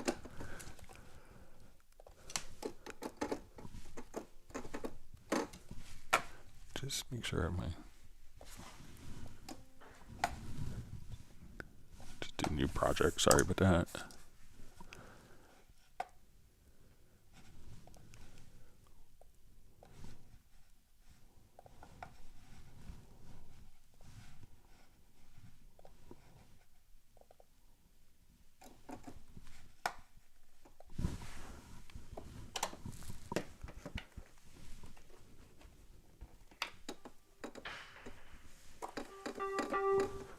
Okay, so let's say I just kind of played around a little bit here. And then we hit, so I'm not in record, and I played the most amazing thing. I can now just come right over here and have the MIDI recording automatically show up right there. So, but let's see if I don't have it, if I have it in monitor.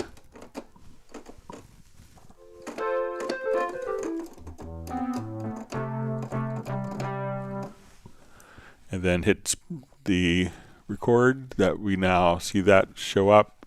So, I know, like I remember talking with, he's kind of a famous TV composer, Danny Lux, who does like Grey's Anatomy and many other TV shows, has thousands of hours of broadcast TV that he's done. And I think one of his great quotes was like, I can't remember the last time I hit record. He just does retrospective record on everything when needed. So let me know if, but I think it's 10,000 limits, and this had changed. I think it was updated in version 12. So, in previous versions, it was just like a keyboard shortcut. I think you did like Shift plus asterisk. But now I think it was 12 when it was updated here, that you could just simply activate, insert the retrospective record. And there's also different functions when you're doing the retrospective record. So you could see that you could insert it as a linear recording, or you could empty the buffer right here. So you'll see settings in the inspector. So if you're in cycle mode, it could be that if you wanted to insert it as a cycle recording versus a linear recording, you have those options there as well.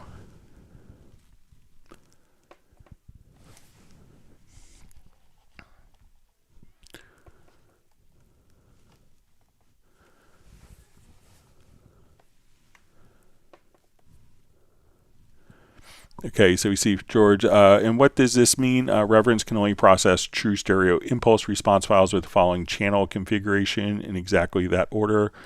Left, left, left, right, right, left, right, right.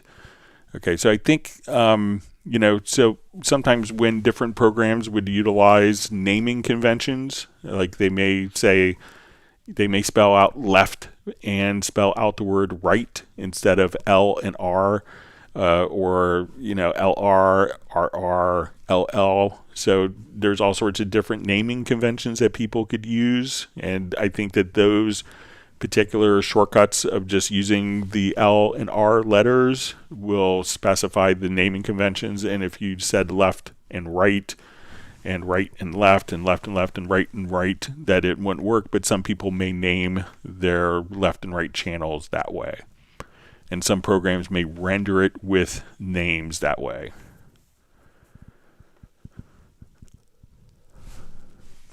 All right. Let's see, Michael Teams giving Jeff Zabelski, so it's wonderful that you made it on today, Jeff. 1 gallon of dreamsicle ice cream. Sounds great.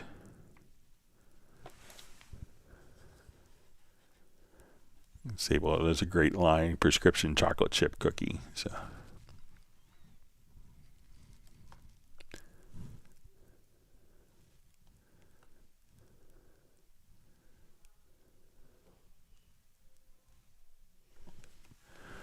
all right. So Elvis Fortuna says, "Hello. How can I connect the Euphonics MC control with Cubase 13? It works with Cubase 13 because I found it very free. Should I buy it or not? So yeah, the Euphonics control will work, and what you need to do is go to your studio menu to Studio Setup, and you will see when you click here, I think you'll see the Yukon control. It's going to be listed. Yeah, so you'll see Yukon, and then I don't have any Yukon software in my system, but you can now just come over there and then you would configure where the Yukon is connected to. So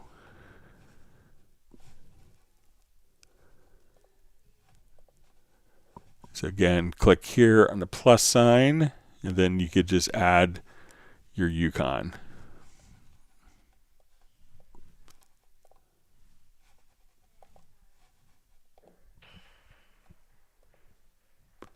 All right.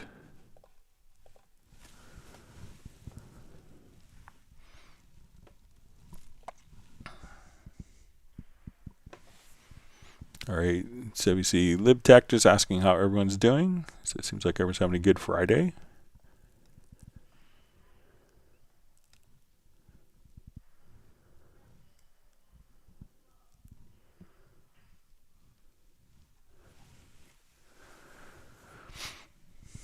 All right, so we see LibTech says, is there a way to simply drag a WAV file from a project to the desktop like you can with every other DAW instead of exporting it? Seems strange that you can drag it in, but you can't drag it out. Is it settings? So it could be dealing with your administrator settings. So let's give it a try here quickly.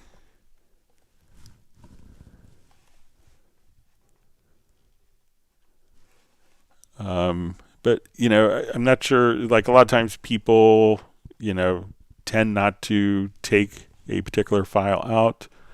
So let's see if I drop it in here. Like, I've exported files, but I generally don't take it out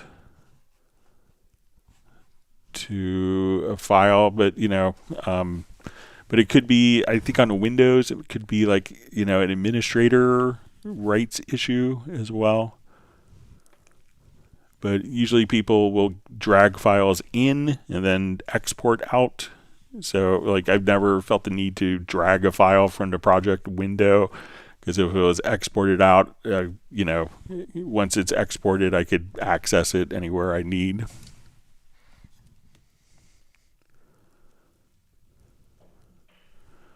All right, so Graham Witcher is looking forward to Michael Pierce's soup recipes now that it's going to be getting colder in the northern hemisphere. All right, Jeff Sabelski says he's looking forward to getting back into Dorico again.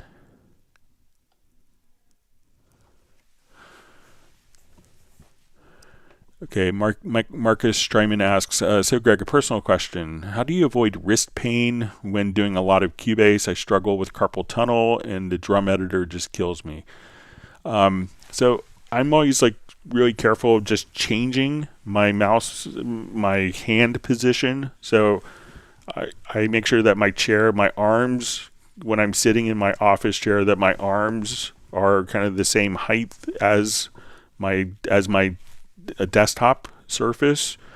I do have a little wrist pad, and I will take it away and then change it up by putting it on at times. So I try not to do the same exact settings.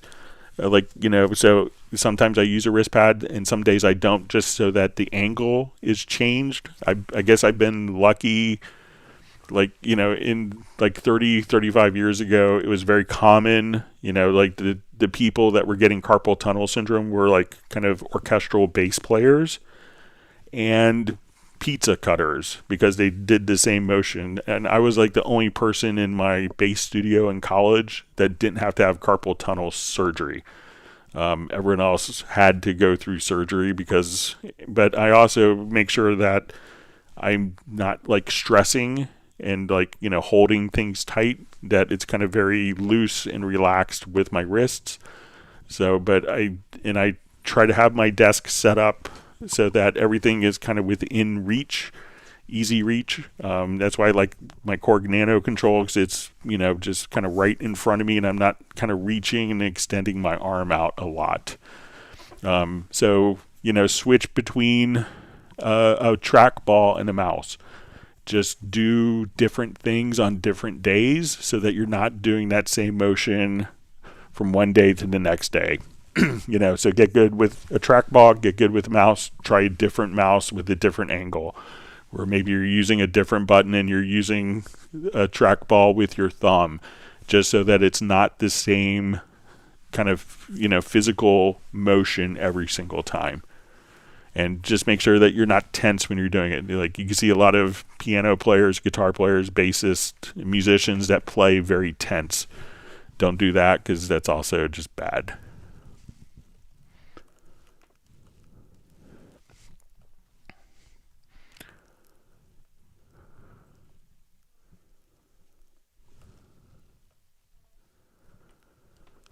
All right.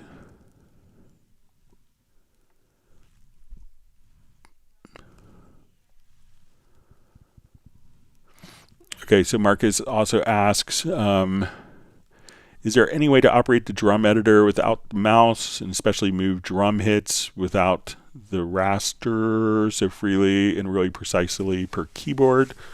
Realize that once you're in, let me just go to a drum part here.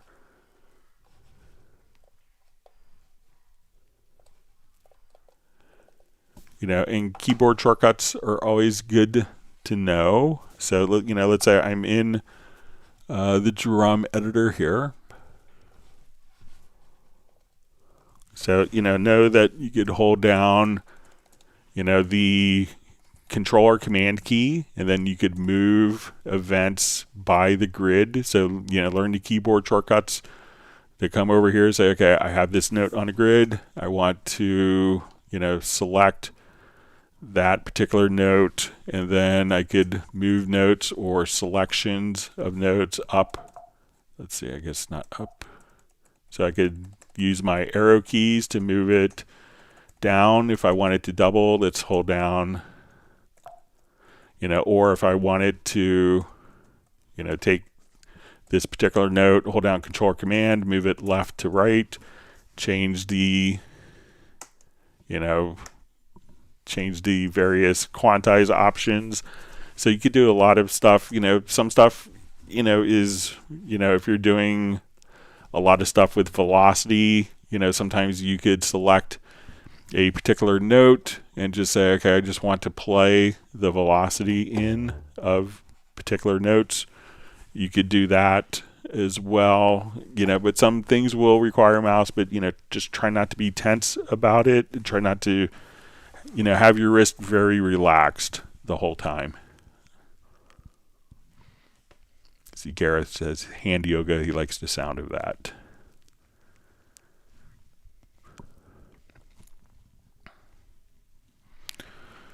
So Jazzy Lamel just asks, hey Greg, greetings. What is your tips and tricks on using Cubase to master versus Wavelab? I would say that, I always like to master in Wavelab because I still think of things as like an album, and I still like a lot of the projects I work on, and I don't do a lot of projects because I'm busy doing work with Steinberg, and I hang out with my son a lot. But if you're just doing processing on a particular file, if that's what the mastering is that you're thinking, I think Cubase is fine with that. We have a lot of people that master inside of Nuendo, and they love the audio engine and they just kind of process files. But when you're doing an album and you want to be able to do very easy differences between tracks to make sure all the tracks are the same volume, when you want to deliver to multiple loudness standards for different delivery formats automatically, that's when Wavelab can make a really big difference. Say, okay, I'm done with the layout, now export it to 10 different audio file formats for all the streaming services and put it into its own folder. and make everything nice and neat and save it as a project so I could call up this and make a change and, you know, be able to have that level of recall for a mastering scenario. So, you know, if you're doing like, you know, an album where it's going to be kind of a cohesive narrative, if you will, like a story, you know, and a lot of people aren't necessarily doing projects like that. They're doing one song at a time, and they may release one song every 2 months, every month. And they could all sound a little different because they may not be listened to in context. But, you know, I still like going for a drive and putting a CD in and listening to an album in its entirety and understanding the decisions of why someone has this song before that one, you know, and why this fade out should be a little longer in context of the album and how it goes into the next song as opposed to an individual file. So. But if you're just doing processing, you know, any plugins, if you just want to do like a one-off, you know, you could do all the processing in Cubase very easily. All right. So we see Marcus, I guess, sending greetings from Salzburg. Always wanted to go there. Thanks for joining the live stream today.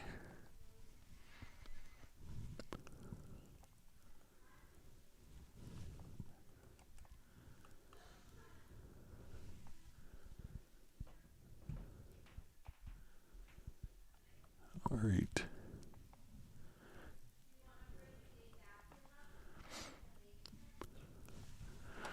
All right, so Roland Stuff says, hi Greg, I've often seen you demo direct offline processing, but what exactly is it? Please, how does it differ than standard track processing inserts, and why, when would you use it? Thanks. All right, so let's say I have this particular file, and I have a plugin chain on this file.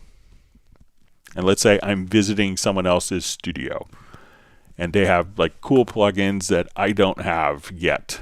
So let's come over here. I'm going to go to presets. Let's go to a track preset audio, and let's just do kind of a category. So let's say, okay, I want this. We'll just say drum. Okay, so we'll do drum bus here. All right, so we now have, let me find something a little more compelling.